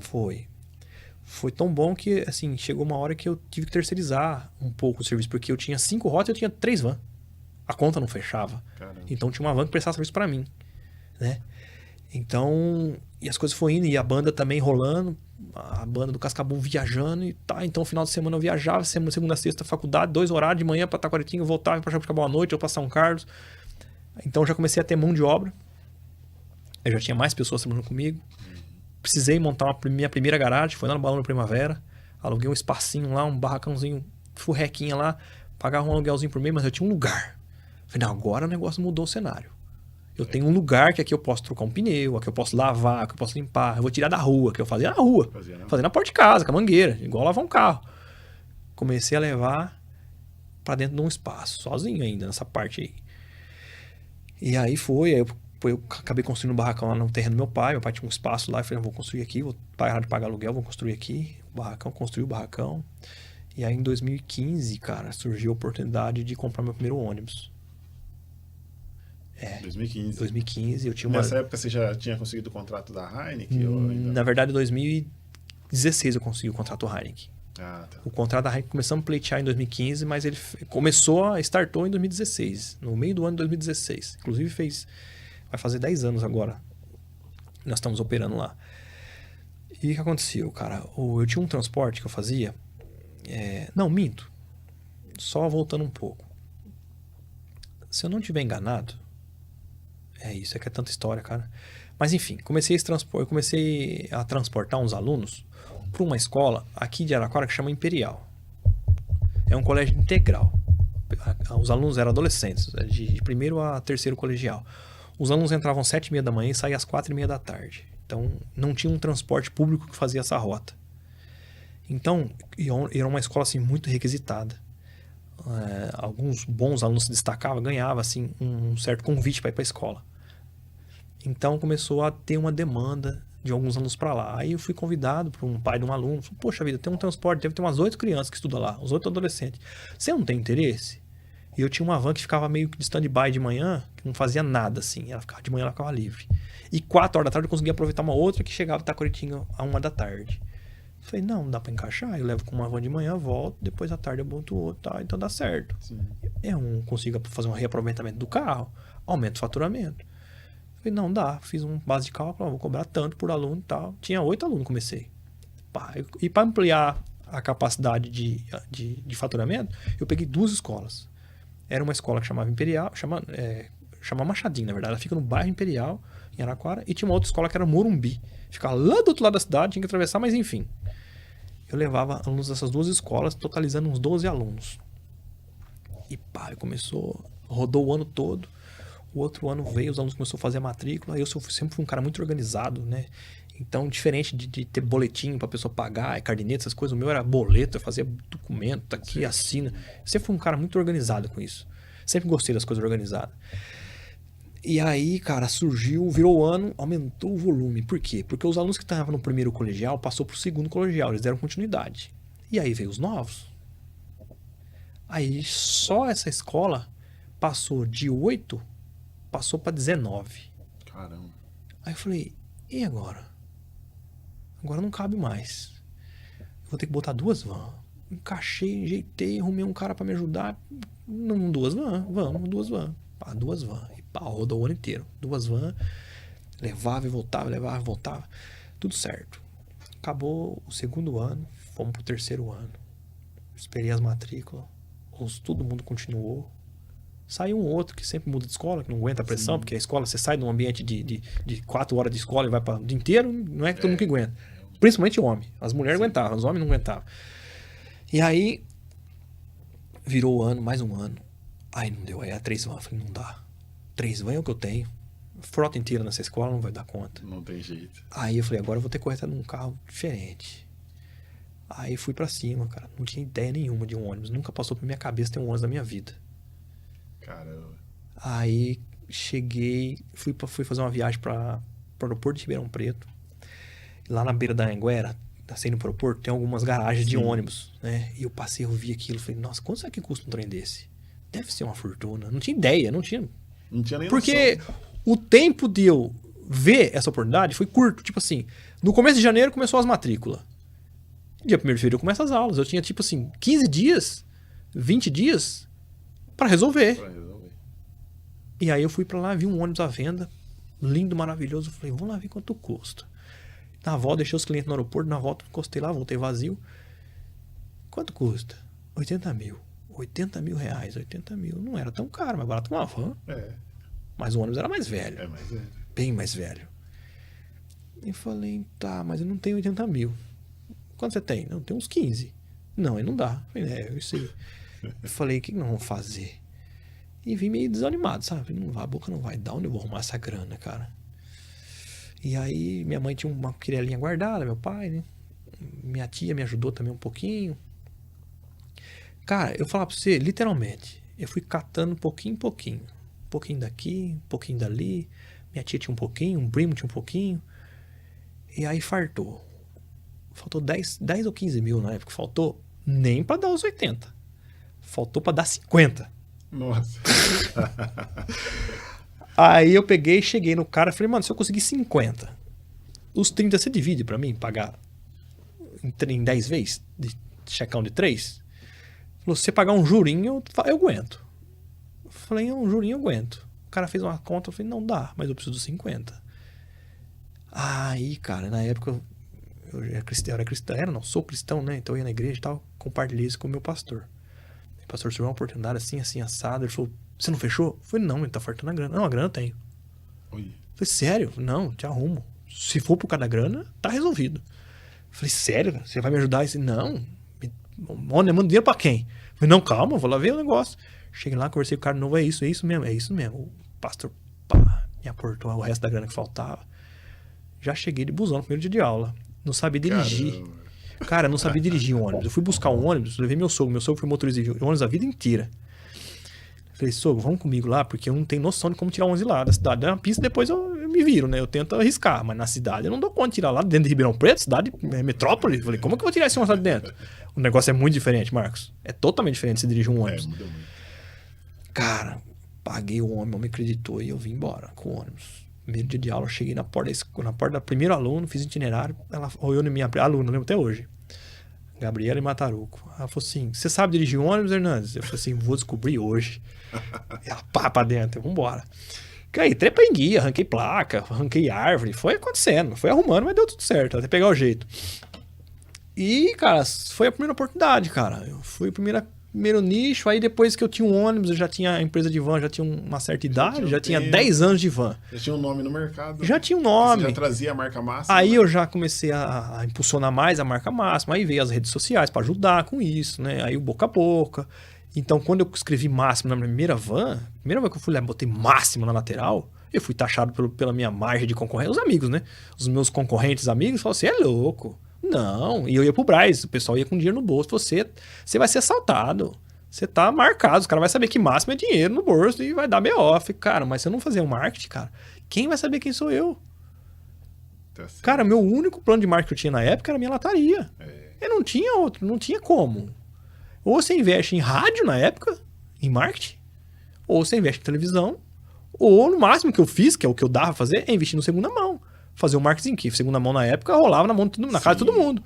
E ficava uma semana em cima da mesa. E o marketing que eu fiz era, não, no segunda mão. A locação de van, tá lá. Se alguém tiver um segunda mão de 1900 e bolinha, vai ver lá a propaganda máxima, porque eu tinha um contrato com eles. Foi meu primeiro plano de marketing do negócio. Não deu resultado nenhum. Nenhum. Mas você tava ali Mas eu tava lá. Fortalecendo a sua marca. Tava isso lá. que é importante. Cara, e aí as coisas só foi acontecendo, cara. E investindo Aí depois veio o próximo ônibus, veio cara, aí mais veio, van, cara. frota. Veio assim, em 2015 eu comprei o primeiro, em 2016 eu vendi o primeiro e comprei o meu segundo, né? Que é já com ar-condicionado, que o primeiro igual a van, errei. Comprei sem ar-condicionado, porque o dinheiro dava. Mas aí começou a aparecer os turismos, começou a aparecer os parques aquáticos da vida, os Olímpia. Ah, vamos pra lá, vamos não sei o quê. Aí precisou melhorar. Aí falei, puxa, a minha concorrência que eu tinha aqui, as grandes, né? Ônibus aqui na região tenho, né? Concorrentes gigantescos. Paraty enorme, gigantesco, uma potência. Não é nem, eu não falo nem que eu sou concorrente da Paraty, eu sou um mosquito perto de uma empresa daquele porte. Mas eu não tinha nem como incomodá-los, né? Tinha a empresa Sonho Meu, que é uma empresa estável, até hoje está no mercado. O Folone, que é uma inspiração para mim, desde quando eu era criança, que eu via aqueles ônibus escrito Folone, eu sempre achei legal, principalmente o sobrenome Folone na lateral. Falei, é o que eu quero, botar meu sobrenome na lateral do meu carro. Então, mas eu não incomodava ninguém com o ônibus velho daquele. Não tinha nem porquê.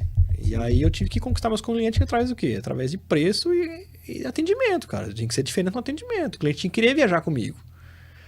E aí eu melhorei o carro. Em 2016 comprei um carro com ar-condicionado. O primeiro ônibus com ar-condicionado, o prefixo 5010. Esse carro deu um boom assim, nos meus negócios. Porque daí eu comecei a ter competitividade com as empresas grandes, assim, nem qualidade, né? Sim. Né? Mas mesmo assim, era bem chuto. Os clientes olham de forma diferente. Clientes, né? E assim, a gente, como é pequeno, Marcos, os clientes têm o contato com a gente, que é proprietário, que uma empresa grande ele não tem. Se ele ligar hoje na Aviação Praça, ele nunca vai falar com o Dr. Mauro. Entendeu? Ele vai ligar, vai falar com alguém que esse alguém é um subordinado, que vai ter as suas limitações. Quando a pessoa entra em contato comigo hoje eu também tenho pessoas subordinadas que têm poder de resolver isso. Mas quando é um assunto mais delicado, eu estou na jogada para poder participar de tudo, de todo o processo, desde a negociação, todo o processo. Então, tem clientes que valorizam isso. Tem clientes que isso não é detalhe, né? Tem cliente que valoriza isso. Hoje a gente vê muito, né? É muito difícil empreender no Brasil, né? A gente está falando até mesmo disso, né? Questão de você precisar do investimento, nem sempre você consegue, que é o que aconteceu com você, né? Pega aqui, pega ali, um ajuda, outro ajuda, você vai, negocia, dá uns check, né? Mas sempre honrando, porque o negócio ele vem funcionando, né? Por isso que é importante o crescimento orgânico, porque você vai sentindo. Não é que você crescendo organicamente você vai deixar de errar, mas tipo, são menores, né? De menos impacto, e esses erros te ensinam muito, né? Que eu acho que também faz parte da base, que dá uma consistência, né, no hoje, né? Na forma que vive. Todo o processo, eu tento transformar todas as situações negativas que aconteceram dentro da Máximo hoje, todas as situações que você fala assim, puta, aconteceu uma coisa errada, acontece de quebrar um ônibus de madrugada fora da região, acontece, são situações, são máquinas. Por mais que a gente é rigoroso, né, criterioso, eu sou um cara muito detalhado com essas situações, porque isso me traz não um prejuízo financeiro, porque o financeiro faz parte do jogo. Sim. Mas o moral, o ético, porque eu sou uma pessoa assim, eu me coloco no lugar do cliente. Se botar um ônibus quebrado na beira da estrada, de madrugada, sem nada, uma lâmpada acesa, cara, isso eu me coloco no lugar do cliente. Então a prioridade é tirar o cliente da situação, não custe o que custar. Nós contrata o melhor ônibus que vier na região, paga o preço que o cara pedir, mas nós tem que tirar. Tem que tirar o cliente da situação, não importa. Quando a gente, lá na empresa, a gente tem algumas regras, inclusive quando tem situações emergenciais, é difícil de ter, mas quando tem, a gente dispara no nosso grupo de WhatsApp geral da empresa, a gente dispara uma mensagem de alerta geral. Todo mundo tem as suas tarefas a fazer numa situação como essa. Eu tenho as pessoas que trabalham comigo, tenho meu auxiliar mecânico, tenho o meu técnico mecânico, tenho a equipe de limpeza, tenho a minha gerência. Então, disparou um alerta. O motorista vai lá, um alerta geral. Deu um BO aqui, eu preciso de solução. Aí, cada um tem as suas atribuições. A minha gerente vai fazer contato com os fornecedores locais ou com o cliente para tranquilizar o cliente, falar que a gente está à disposição. Eu, que estou na linha de frente, vou fazer contato com os parceiros locais, se for possível. Ela faz o contato com o cliente, eu faço o contato com o pessoal local ali da região. O fornecedor ali, né? Exatamente. Eu vou buscar. Então, enquanto um está fazendo uma coisa, eu estou fazendo outra. O meu técnico já está vindo para a garagem, juntar a caixa de ferramenta, pegar o carro já para poder tentar descobrir, falando com o motorista para tentar descobrir qual que é a situação para a gente ver se a gente resolver. Então já tem um trâmite de situações emergenciais. É como se fosse um disparo de emergência de bombeiro. Cada um corre para um canto. Isso é importantíssimo no negócio. Como o meu é importantíssimo. Cada um tem que saber as suas atribuições naquele momento. E eu tenho uma equipe, cara, que sem eles não é nada. A equipe é fantástica, cara. Porque cada um veste a camisa do negócio. Ele sabe o tamanho da responsabilidade de quando isso acontece. Então, quando acontece isso, em situações que há necessidade de a gente fazer essa emergência, eu pego tudo que é de negativo e tento transformar isso num lado positivo. Cara, o cliente esperou. Quanto tempo o cliente esperou? O cliente esperou 3 horas para um suporte. Infelizmente aconteceu. Graças a Deus que foi na volta, não foi na ida, vocês não perderam o compromisso, se no caso for na volta. Enfim. E depois eu tento bonificar o meu cliente com algum outro tipo de cortesia. Então, assim, além desse prejuízo que eu já levei, eu aumento o prejuízo. Exato. Eu dou uma cortesia pro cliente, fazer uma outra viagem para relaxar aquele problema. E, sabe, eu tento transformar aquilo num efeito positivo. Eu tenho uma situação, até legal, que você me falou, que eu comprei um micro-ônibus, e esse micro-ônibus ele não marcava o combustível. A gente comprou ele assim já, ele não marcava o combustível. E o nosso motorista que ia fazer uma viagem, eu nem lembro para onde ele, acho que ele ia para Avaré. O motorista ia fazer uma viagem para Avaré, e ele foi para a garagem, fez o preparativo dele, porque os motoristas lá, cada um tem o seu capricho com a sua ferramenta de trabalho, porque lá são motoristas de escala.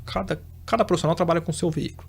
Então eles vão lá, botam o ursinho deles no painel, outros botam o cheirinho que eles gostam.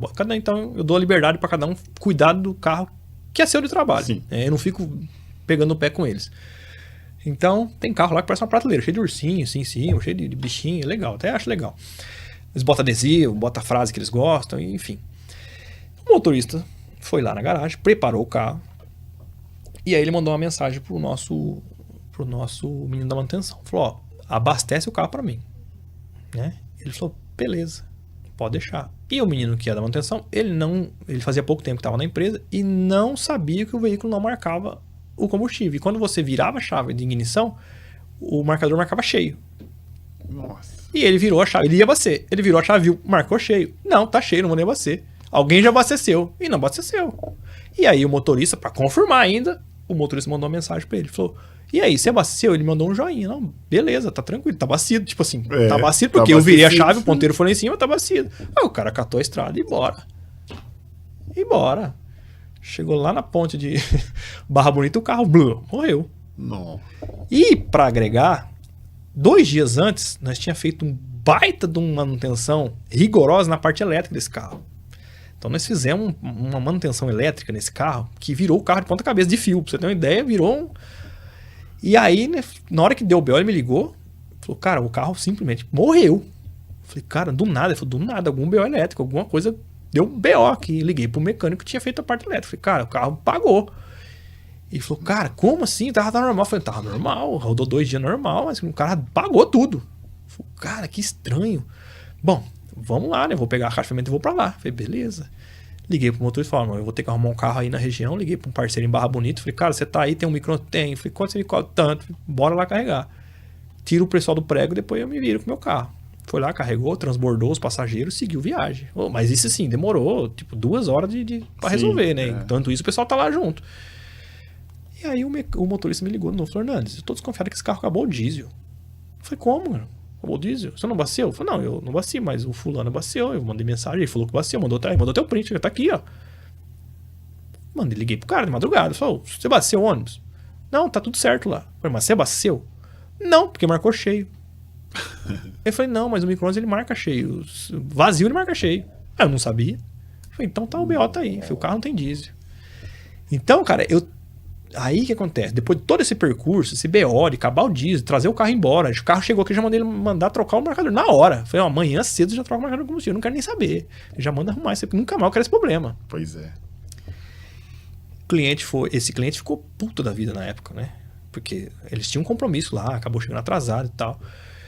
E esse cliente, cara, eu transformei ele em fiel. Falei, ó, dona fulana, eu nem lembro o nome dela. Vânia, se eu não me engano. Dona Vânia, é o seguinte, aconteceu a situação com a senhora. Infelizmente foi um erro aqui técnico. O pessoal comeu bronha no abastecimento. O carro não quebrou. Foi falta de combustível por um erro técnico. Expliquei, já corrigimos. Infelizmente aconteceu com a viagem da senhora. Podia ter acontecido muito pior. Podia ser um acidente. Graças a Deus foi só falta de combustível. A senhora foi, deu tudo certo. O nosso motorista foi lá depois, voltou, carregou eles, trouxe de volta. Deu tudo certo. Porque a viagem ia ficar alguns dias lá, né? Sim. Não foi um bate e volta. E aí, cara, eu expliquei toda a situação para ela, né? Me coloquei, porque eu sou responsável por tudo que acontece na empresa, por meus colaboradores principalmente. E aí, cara, eu falei assim, ó, de cortesia pra senhora, a senhora não é obrigada a aceitar. Eu não quero transformar o que aconteceu com a senhora numa situação positiva. A senhora já tem a impressão da empresa, mas eu não quero que fique com essa impressão, pelo menos a senhora. A empresa de cortesia, a senhora escolhe o dia, o horário, eu vou te apresentar o mesmo veículo, nas condições que ele deveria estar no dia da sua viagem. A senhora escolhe uma viagem, eu levo vocês para uma viagem de compras, ou São Paulo, ou Ibitinga, ou Porto Ferreira, que é o pessoal de idade, vocês gostam dessas coisas. A senhora escolhe de cortesia. A senhora não vai pagar R$1. A senhora só vai pagar suas compras que você fizer lá. O resto, viagem de volta, tudo por minha conta. Eu faço questão. A senhora pode me negar. Não tem problema se a senhora me negar. Mas eu faço questão de eu te oferecer. Se a senhora quiser, amém. Se a senhora não quiser... E outra, se a senhora quiser também fazer a viagem, a senhora não tem obrigação de continuar trabalhando comigo. Eu só quero tirar essa impressão que ficou. Porque não é o meu espírito de trabalho. Eu quero entregar o melhor. E não foi entregue para a senhora melhor. A senhora me pagou o melhor que a senhora podia me pagar. E eu não entreguei o melhor. Então eu estou incomodado com isso. Eu preciso entregar para você o melhor. Cara, hoje a cliente é fiel à empresa. Então, é questão de valores, né, Hernanes? Então, eu acho que é o que eu penso, assim, né? Eu falo muito, assim, com os meus clientes, né? Falando, quando você está fazendo uma negociação, a questão é o valor. Sim. Beleza. Depois que você fechou, a questão é a qualidade da entrega do produto ou do serviço, a qualidade do serviço. Exatamente. Mas eu vou ficar no prejuízo. Pô, na comunicação visual, tipo, acontecia isso. A placa caiu.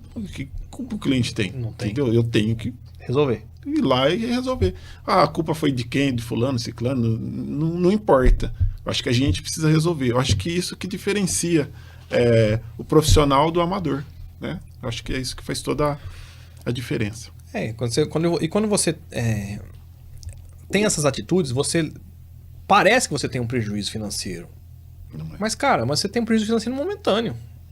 Eu estou disponibilizando de um veículo para fazer uma viagem que vai me trazer um custo operacional daquilo, mas aquilo me torna depois em positividade. Exatamente. A cliente foi viajar comigo inúmeras vezes depois e me trouxe um monte de margem de lucro. Entendeu? E não é só isso, cara. É a sua paz interior. Você fala assim, puxa vida, eu entreguei para esse cliente o que ele realmente merecia, cara. Aconteceu imprevisto, porque, cara, quantas vezes você não chama ele pra trabalhar na sua casa e ele fala merda? Acontece. Verdade. Ninguém faz as merdas porque quer. Acontece. Acontece. Eu tenho certeza que ninguém vai sair de casa e falar, não, hoje eu vou prejudicar alguém. É difícil. A não ser os má índole, né? Sim. Mas um cara que é de bom caráter, um cara que tá estruturado, não tem essa intenção. Cara, então você vai pegando essas dificuldades, esses acontecimentos, e você vai tentando transformar isso. Isso eu aprendi uma vez com um gerente de um hotel lá em Olímpia. Eu fiquei preso 1h30 no elevador. Eu, meu filho, minha esposa, minha filha e 2 senhoras que não conhecia. Entrou no elevador com a gente foi subir o elevador, uma tempestade em Olímpia, de repente o elevador brum, pagou. Normalmente quando apaga ele volta, daqui a pouco tem alguma coisa de emergência que faz ele funcionar de novo. Ficou 1h30 preso no elevador. Caramba. A senhora que estava lá junto comigo, com a minha esposa, ela tinha ganhado de uma empresa, inclusive, olha que interessante, ela tinha ganhado de uma empresa de ônibus a viagem para Olímpia, para o resort, justamente porque ela tinha acontecido um acidente com ela, rodoviário. E a empresa, para poder melhorar a situação ali, deu uma viagem para ela de cortesia, para ela ir para um resort. Ela foi, ela é a senhora e a filha. As duas já eram senhora. Para você ter uma ideia de quanto senhora essa pessoa era. Então tava a senhora, de seus 80 anos, que tinha acontecido o acidente, e a sua filha, de uns seus 60 anos, vamos dizer. Caramba. E ficamos presos 1h30 no elevador. Cara, quando o bombeiro nos tirou de lá, porque a gente foi retirado, foi resgatado pelo bombeiro. A gente foi pro quarto e tal, deu uma relaxada naquela pressão, né, psicológica. A pessoa passou mal, deitou no chão, tive que fazer, banar ela. Puta de um trampo. 1h30 dentro do preso no elevador, cara, é uma eternidade. É pequeno. Poxa vida, cara. Pessoas, sem ar-condicionado, porque parou a energia, parou tudo. Parou a circulação de ar, tudo. Então foi tenso. E aí, cara, eu passei um tempo ali e, eu falei, mas tá muito errado isso aqui. A energia não voltava e nós querendo tomar banho pra sair, o negócio não voltava. Eu falei, poxa vida, vamos lá brigar com esse gerente, cara. Mas quando eu pensei em brigar com o gerente, já tinha 1 milhão de gente brigando com o gerente. Caramba. Quando eu cheguei lá na sala e eu falei, aí a notícia foi correndo, porque foi 1h30 ali dentro do preso, porque a maioria das pessoas ficaram sem o quê? Sem água quente. A maioria das pessoas no prédio inteiro ficou sem água quente, sem energia. E eu fiquei sem água quente, sem energia, preso no elevador por 1h30. Quando eu cheguei depois de 3 horas para brigar com o gerente, já tinha uma sala dele lotada de gente brigando com ele, cobrando ele porque tava sem água. Quando eu cheguei e eu fui apresentado por gerente, esse cara aqui é o cara que... E eu tinha... Eles falam, né, que eu tinha salvado a senhora dentro do elevador, porque se não fosse ela, realmente a mulher tinha infartado. Porque eu fiquei abanando ela o tempo todo, eles me passaram a porta dela abriu uns 5 centímetros, nós conseguimos abrir ela para poder entrar um pouco de ar. Aí me deram uma bandeja, essas bandeiras igual tem no McDonald's, mandaram uma bandeja dessa pra me poder banar a senhora, que ela tava... Sim. Ela tava muito tensa. Então, teoricamente, eles falaram que eu salvei a mulher, mas até então eu não sabia nada disso. Até então eu só tava preso no elevador. Quando eu cheguei lá, uma mesa igual essas, 10 vezes maior, cheio, rodeada de gente. Clientes, pessoas do conselho do ambiente lá. Quando eu entrei, que eu fui anunciado, falou assim, ó, esse menino aí é o Hernandes, ele que ficou preso e salvou a dona fulana 1h30 dentro do elevador. Todo mundo levantou, começou a bater palma. Caramba. Aí o gerente foi lá, me abraçou. Vocês reclamando que não tem água quente. O rapaz tá 1h30 preso. Nem reclamar, ele reclamou. Eu fui pra reclamar, mas não deu tempo. Ele falou, o cara tá 1h30, o cara veio aqui, ó. Tá aqui, eu trouxe. Mandei chamar, ele não mandou chamar. Eu que decidi pra brigar com ele. Ele falou, mandei chamar ele aqui. Ó, Hernandes, você... Parabéns, cara. Você salvou a vida da dona fulana. E acabou aquela reunião, me chamou no canto e falou, cara, a partir de hoje, tá aqui dentro, tudo. Você tá aqui até que dia? Eu falei, tô até domingo. Isso era quinta-feira. Até domingo eu tô aqui. Não, estende mais uma semana com a gente aí, tudo por conta do hotel. Caramba. Eu falei, não, amigão, não, você comprou com pensão completa? Eu falei, não, meu é sem pensão. Não, então agora, a partir de agora é pensão completa. Pensão completa. O cara me deu uma coisa aqui pra ele, não custava nada. Assim, custava os custos. Ah, sim. Mas, cara, ele transformou aquela situação na frente de todo mundo numa situação de falar, puta, nós estamos reclamando da água quente, é o cara. E não tá reclamando nada. E eu ia reclamar, não deu tempo. Então, cara, eu comecei a pegar esses, sabe? Esses gatilhos, né? Cara, e aplicar pra sua vida, né? Eu falei, Isso é interessante. é isso que nós precisamos fazer. O cara eu saí, entrei lá furiado e saí lá sorrindo. Aplaudido ainda. Cantei pra minha esposa, falei, nossa, é sério, não vai ficar uma semana a mais? Falei, por conta do hotel. Olha que beleza. Como é que eu vou reclamar pro gerente? Então, cara, são situações que eu aprendi no decorrer da vida, transformar situações negativas em tentar, nem tudo vai acertar. Lógico. Tem cliente que fala, não, muito obrigado, não quero. Tá certo, tem direito ao direito. Eu errei. Assumi o erro, mas tá tudo certo. E é isso, cara, as coisas foram acontecendo e a gente tá aí, cara. Falta o que der e o que vier. Eu tinha um plano, até o ano passado tava com um plano de aposentar com 50 anos e não falta muito. Tá próximo. Mas a minha mente tá virando, cara. Eu tô achando que dá pra arriscar a mão um pouco. Que bom. Eu fico feliz por isso. E fala pra mim, em algum momento assim, você pensou em desistir? Ou acreditou que não fosse... Acreditar que não vai dar certo, eu nunca acreditei, Marcos. Assim, não falei assim, não acho que não vai dar certo isso.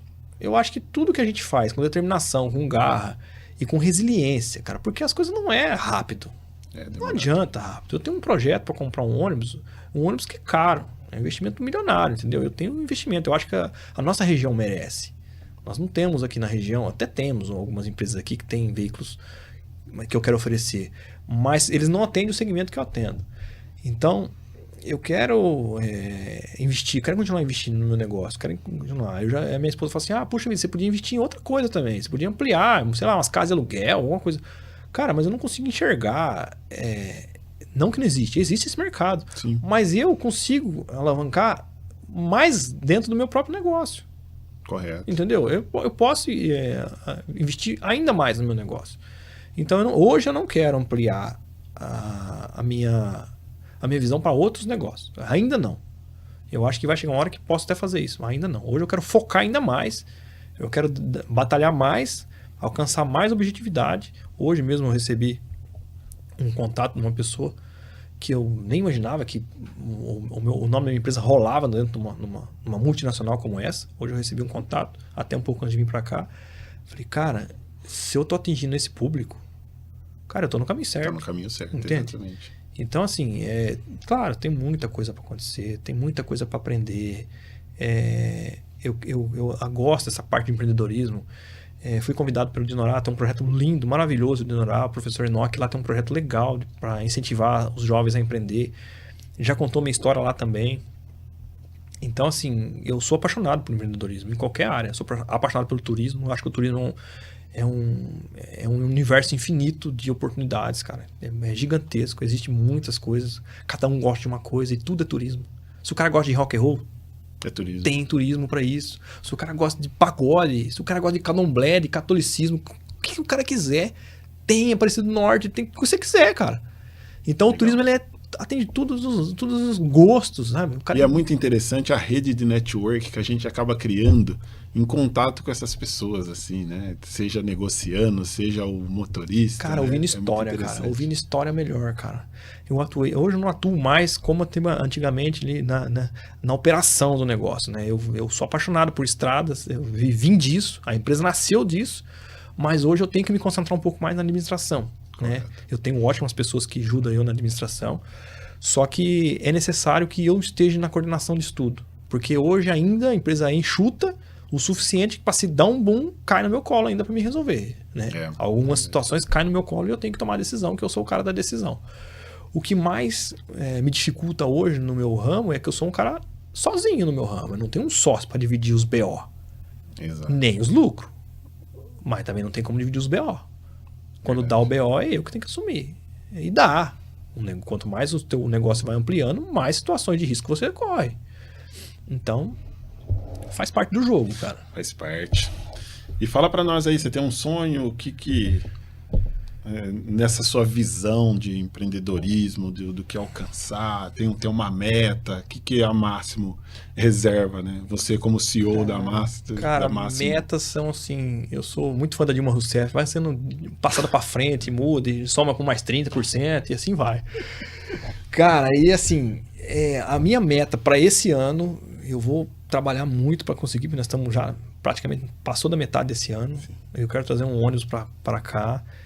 E é um investimento alto. Eu estou trabalhando, inclusive amanhã eu tenho uma visita de um comprador, na verdade, um cliente que vai vir comprar um veículo meu que eu coloquei à venda para poder dar o passo desse sonho, que é um sonho, desde o meu primeiro ônibus, é um sonho de conquistar um LD, que é um ônibus mais alto, um ônibus diferente do que eu já tenho. Sim. Trazer isso para os meus clientes, cara, porque eles merecem, os clientes merecem, cara. A empresa tá na hora de jogar esse jogo, porque é um jogo diferente, é um outro tabuleiro, e a empresa já está na hora de evoluir, só que é um investimento altíssimo. A gente não é para brincadeira. Um ônibus, qualquer ônibus que você imaginar, é um investimento alto. Sim. Mas esse em si é um ônibus mais específico, ele é mais ainda investido o valor, e é aquela questão, né? É um investimento que traz resultados, e a gente está apostando bastante ficha nesse resultado, cara, e vai ser bem, bem legal. E é assim, é um sonho que eu quero botar para funcionar, e eu quero botar, se não for esse ano, vai ser no começo do ano que vem, cara.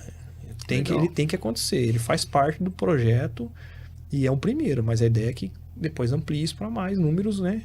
E é um foco que eu não abro mão. Eu nunca vou abrir mão do turismo, que é o meu objetivo principal. Hoje é 33% do meu faturamento. Esse nicho turismo. Por conta da pandemia mudou meu cenário. Mas eu me coloquei numa situação que hoje eu tenho que levar os dois no colo. Correto. Porque amanhã depois vem uma segunda pandemia. A gente não sabe, né? A gente nunca sabe. Então eu aprendi na pandemia que se eu ficar só com o turismo eu ia quebrar. Então agora eu tenho essa oportunidade de continuar investindo no meu sonho, que é o turismo, mas não abrindo mão das minhas receitas, né? Do meu transporte contínuo, meus contratos fixos, né? Com as empresas que eu tenho local. Eu tenho hoje contrato com a cervejaria Heineken, recebi proposta de outras grandes empresas, Embraer, Lupo, temos contato com o Clube Náutico, tem várias empresas aí locais de renome, que já estão rodeando a empresa nossa. O que nos falta hoje é ampliar a estrutura. Eu preciso de mais espaço, eu preciso de aumentar qualificar minha mão de obra, aumentar minha mão de obra. Então é muita coisa que precisa ser feito, e isso leva processo, leva prazo. E eu quero fazer isso de forma orgânica, né, que hoje é o objetivo, né? Não quero ultrapassar os limites, né? Então, se não acontecer na minha jornada de vida, que fique aí para os meus herdeiros continuar, se eles quiserem assim, né? Correto. Se não, que fique para quem quiser substituir aí e ampliar o negócio, porque é possível, cara, tudo é possível. Muito legal. E você gostaria de deixar uma mensagem aí para os nossos seguidores aí, futuros empreendedores? Cara, vocês que têm essa ideia de empreender, cara, se vocês têm esse negócio na veia, assim, se vocês vêem alguma coisa que é possível, cara, em qualquer nicho, não importa, cara. Meu avô ganhava vendendo pipoca, meu pai vendia ventilador de teto, videocassete. O que tiver na sua mente, que você fala, puxa, isso aqui é um ramo que... Todos os ramos vai ter as suas dificuldades, suas labutas. Todo ramo vai ter o teu crítico, vai ter o cara que é maior. E, cara, se você não pegar um plano, um sonho, e transformar isso em uma tentativa, ele só vai ser um sonho, cara. Só um sonho. Vai ser só um sonho, cara.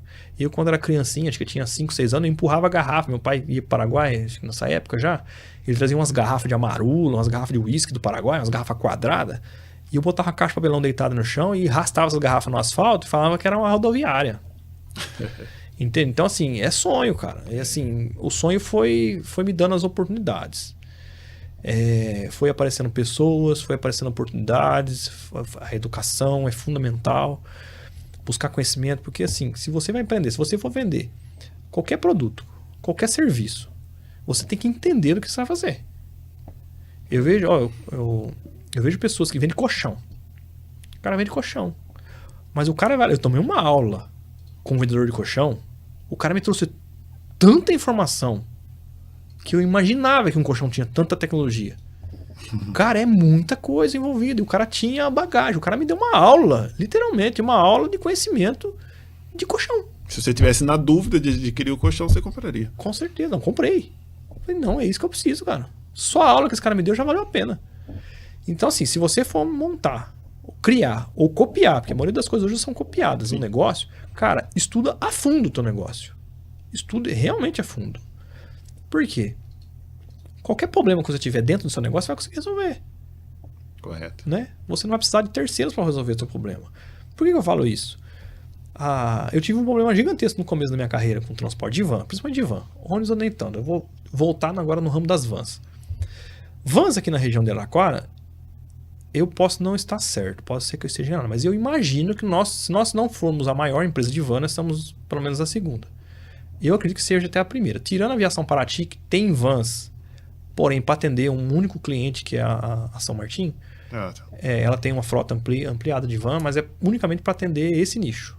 Tirando essa empresa, talvez a gente é a segunda. Então, tirando essa empresa, nós somos a segunda maior no regime de van.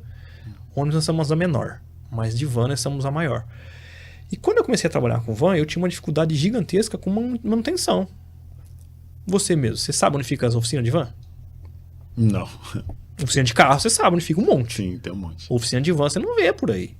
Não é igual igual bar, igual mercadinho. Oficina de van existe pouquíssimas. E são abarrotadas de van. Esses caras que trabalham com manutenção de van, eles estão focados em ambulância da prefeitura, que dá um resultado legal, positivo para eles. Ambulância de rodovias, carro de rodovia. Então eles estão focados nesse cliente, que é um cliente que precisa rápido, precisa resolver e paga o preço que precisa pagar. E esses caras do transporte escolar, que tem as vanzinhas, que esses caras morrem nesses caras. Porque esses caras fazem quando eles podem, quando eles querem, na velocidade que eles querem. E eu tinha essa mesma dificuldade. Uma van me dava um problema, eu ficava uma semana na oficina para fazer um freio. E eu falei, cara, e agora? Eu preciso resolver isso. Comecei a estudar um pouco o assunto. Falei, mas o quão é difícil fazer isso? E comecei a ver que não era uma dificuldade gigantesca, era uma coisa acessível, dava para fazer. Precisava do quê? Do conhecimento e as ferramentas. Uma coisa que eu nunca medi esforços é aprender. Qualquer coisa. Você fala assim, vou te ensinar a fazer isso, se eu tiver interesse eu aprendo. Vai aprender, tá Qualquer certo. coisa. Eu aprendi a dirigir um ônibus. Tive interesse e aprendi a dirigir um ônibus. É um trem complicado. É totalmente diferente de caminhão. Quem é motorista aí vai saber. Você dirigir um caminhão, você dirige. É mais fácil do que um ônibus, cara, pode ter certeza. Altura, vidro, é tudo vidraçado. Qualquer árvore que você passa bem, você arrebenta todos os vidros. Arranca pescoço e passageiro. É diferente de um caminhão. É mais delicado, é né? muito mais delicado, né? Você não está transportando carga, né? Cara, Vamos se você falar passa uma assim, lombada correndo com um caminhão, você faz, opa! Com um ônibus não, meu amigo. Você passou na lombada correndo com um ônibus, são 46 passageiros te criticando ali, te falando pra todo mundo que você não sabe dirigir. Então é muito mais detalhado. Claro que todo o meu respeito aos motoristas de caminhão, são excelentes profissionais. Mas o motorista de coletivo, ele é diferente. Ele tem que ser diferente. A cultura, a educação, a postura, é tudo diferente. Até isso impacta na sua mão de obra, né? Com certeza, cara. Com certeza. Tudo isso é diferente. Na verdade, eu falo que cada um tem as suas atribuições. Ele também sofre, os motoristas caminhoneiros sofrem, cara. Vixe, é diferente. É sofrido, o cara passa longas e longas jornadas, né? Diferente do motorista de ônibus que para no grau e come de graça. Entende? É diferente. Tem as suas vantagens e as desvantagens. Então, cara, então assim, tudo é naquele caminho assim que você tem que entender do seu ramo. Cara, eu fui buscar a fundo conhecimento sobre a manutenção. Tudo que você imaginar de manutenção de van, tudo que você imaginar. desde o leve, uma troca de uma simples abraçadeira, até abrir um câmbio, abrir um motor, a gente faz na empresa. Você faz tudo na sua própria oficina. Tudo na oficina própria. A gente não terceiriza nada. A única coisa que a gente terceiriza ainda, porque a gente não tem os equipamentos certos e não tem o conhecimento certo, é a manutenção do ar-condicionado. E isso ainda é terceirizado. Mas falta pouco para a gente poder trazer isso para dentro do nosso negócio. Isso é interessante, né? É algo que faz toda a diferença. Cara, e você tem um controle maior da qualidade de serviço. Cara, eu tenho um controle mais rigoroso sobre a manutenção. Eu sei quando a gente descobre com as avarias, né?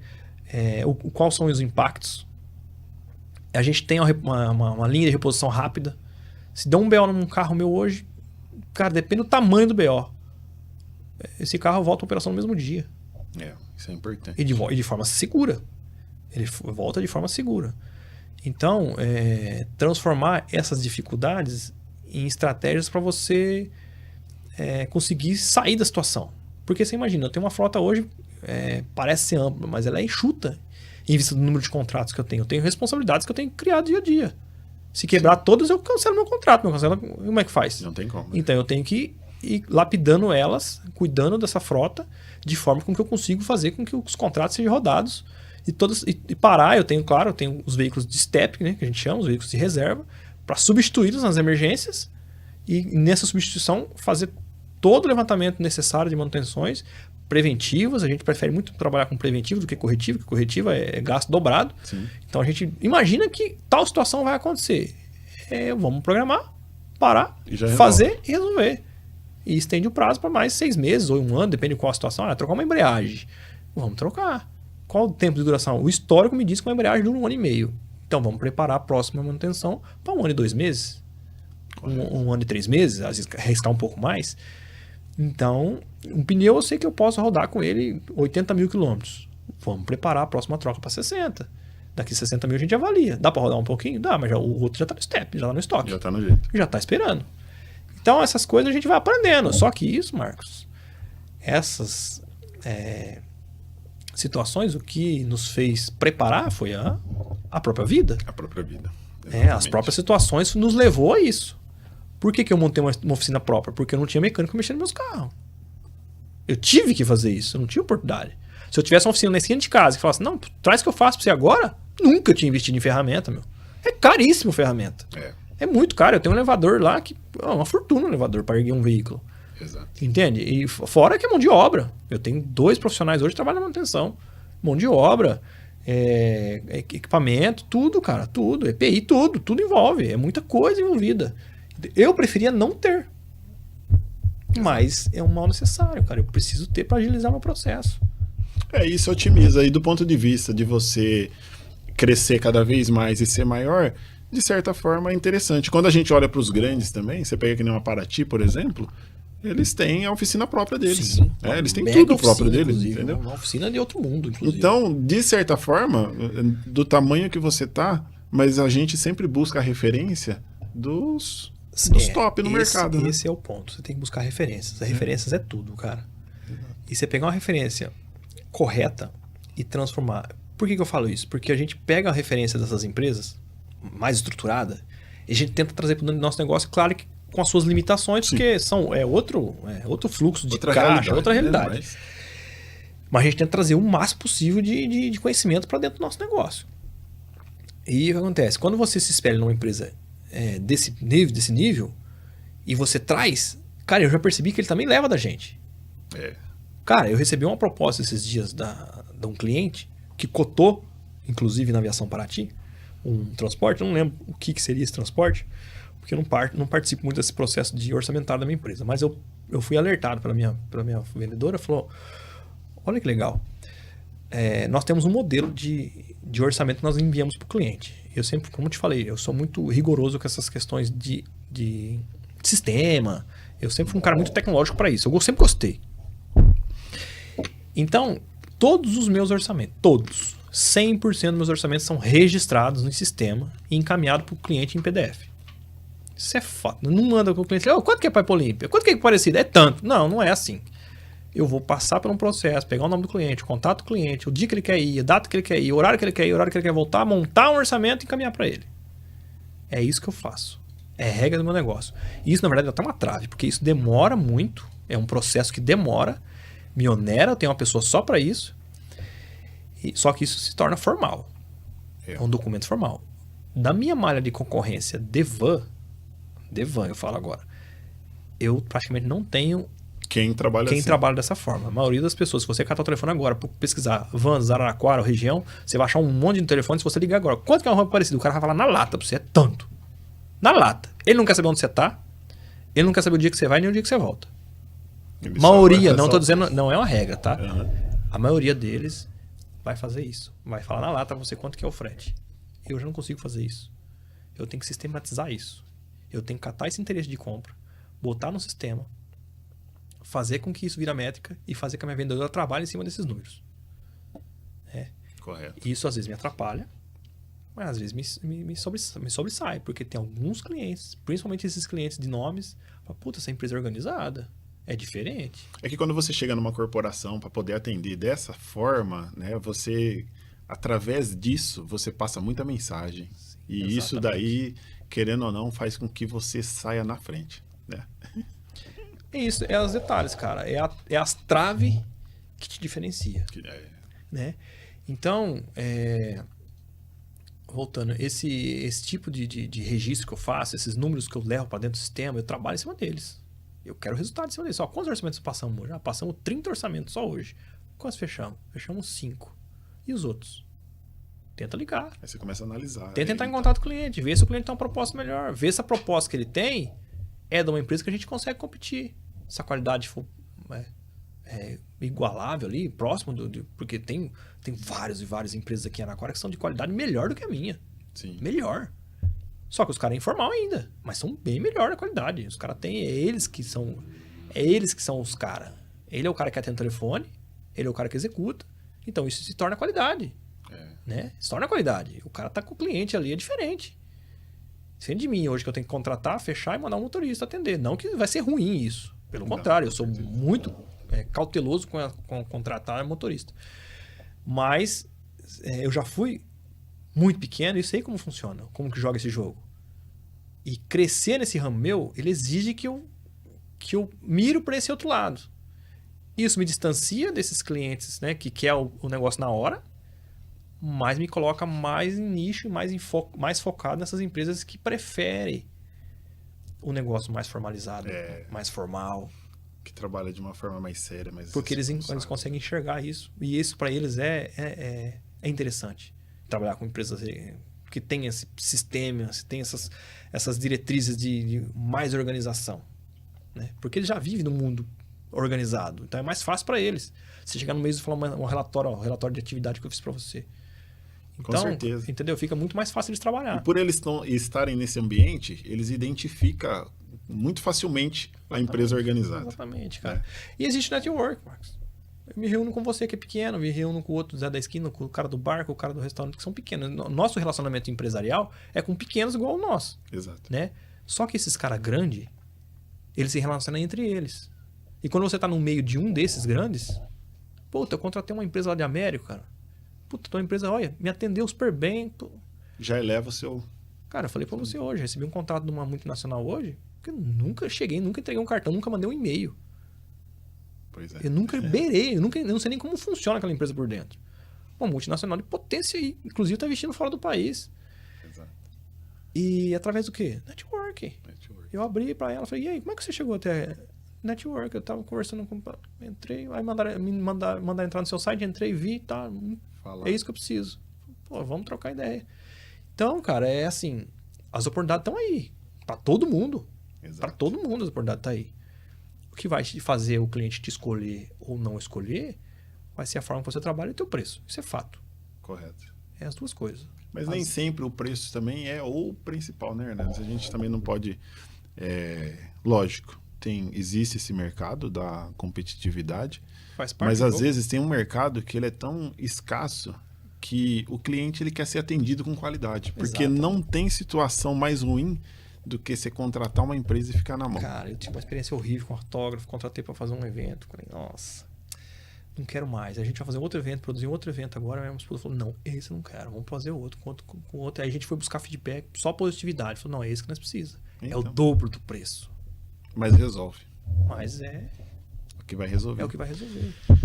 Hernanes, cara, gostaria de te parabenizar pelo trabalho que você vem desenvolvendo, levando o nome da cidade, e que você continua crescendo, né? Tá no nosso primeiro podcast. Agradeço constante. aí, ó, essa oportunidade de estar junto aí. Já por esse motivo eu acredito que assim como eu, muita gente se espelha em você, o pessoal que vive, né, tá sempre buscando referência. Então a gente olha para pessoas que entregam, pessoas que desenvolvem para trilhar esse caminho.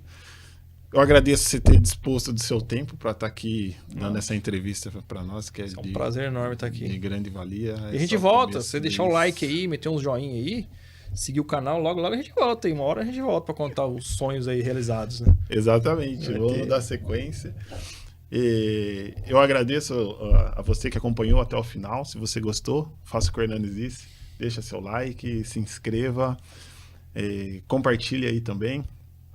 E vamos fazer um Brasil melhor através de inspiração aí para outras pessoas. Muito obrigado. Bora empreender, Marcos. Sucesso para nós todos aí. Valeu, gente. Tchau. Tudo bom, viu?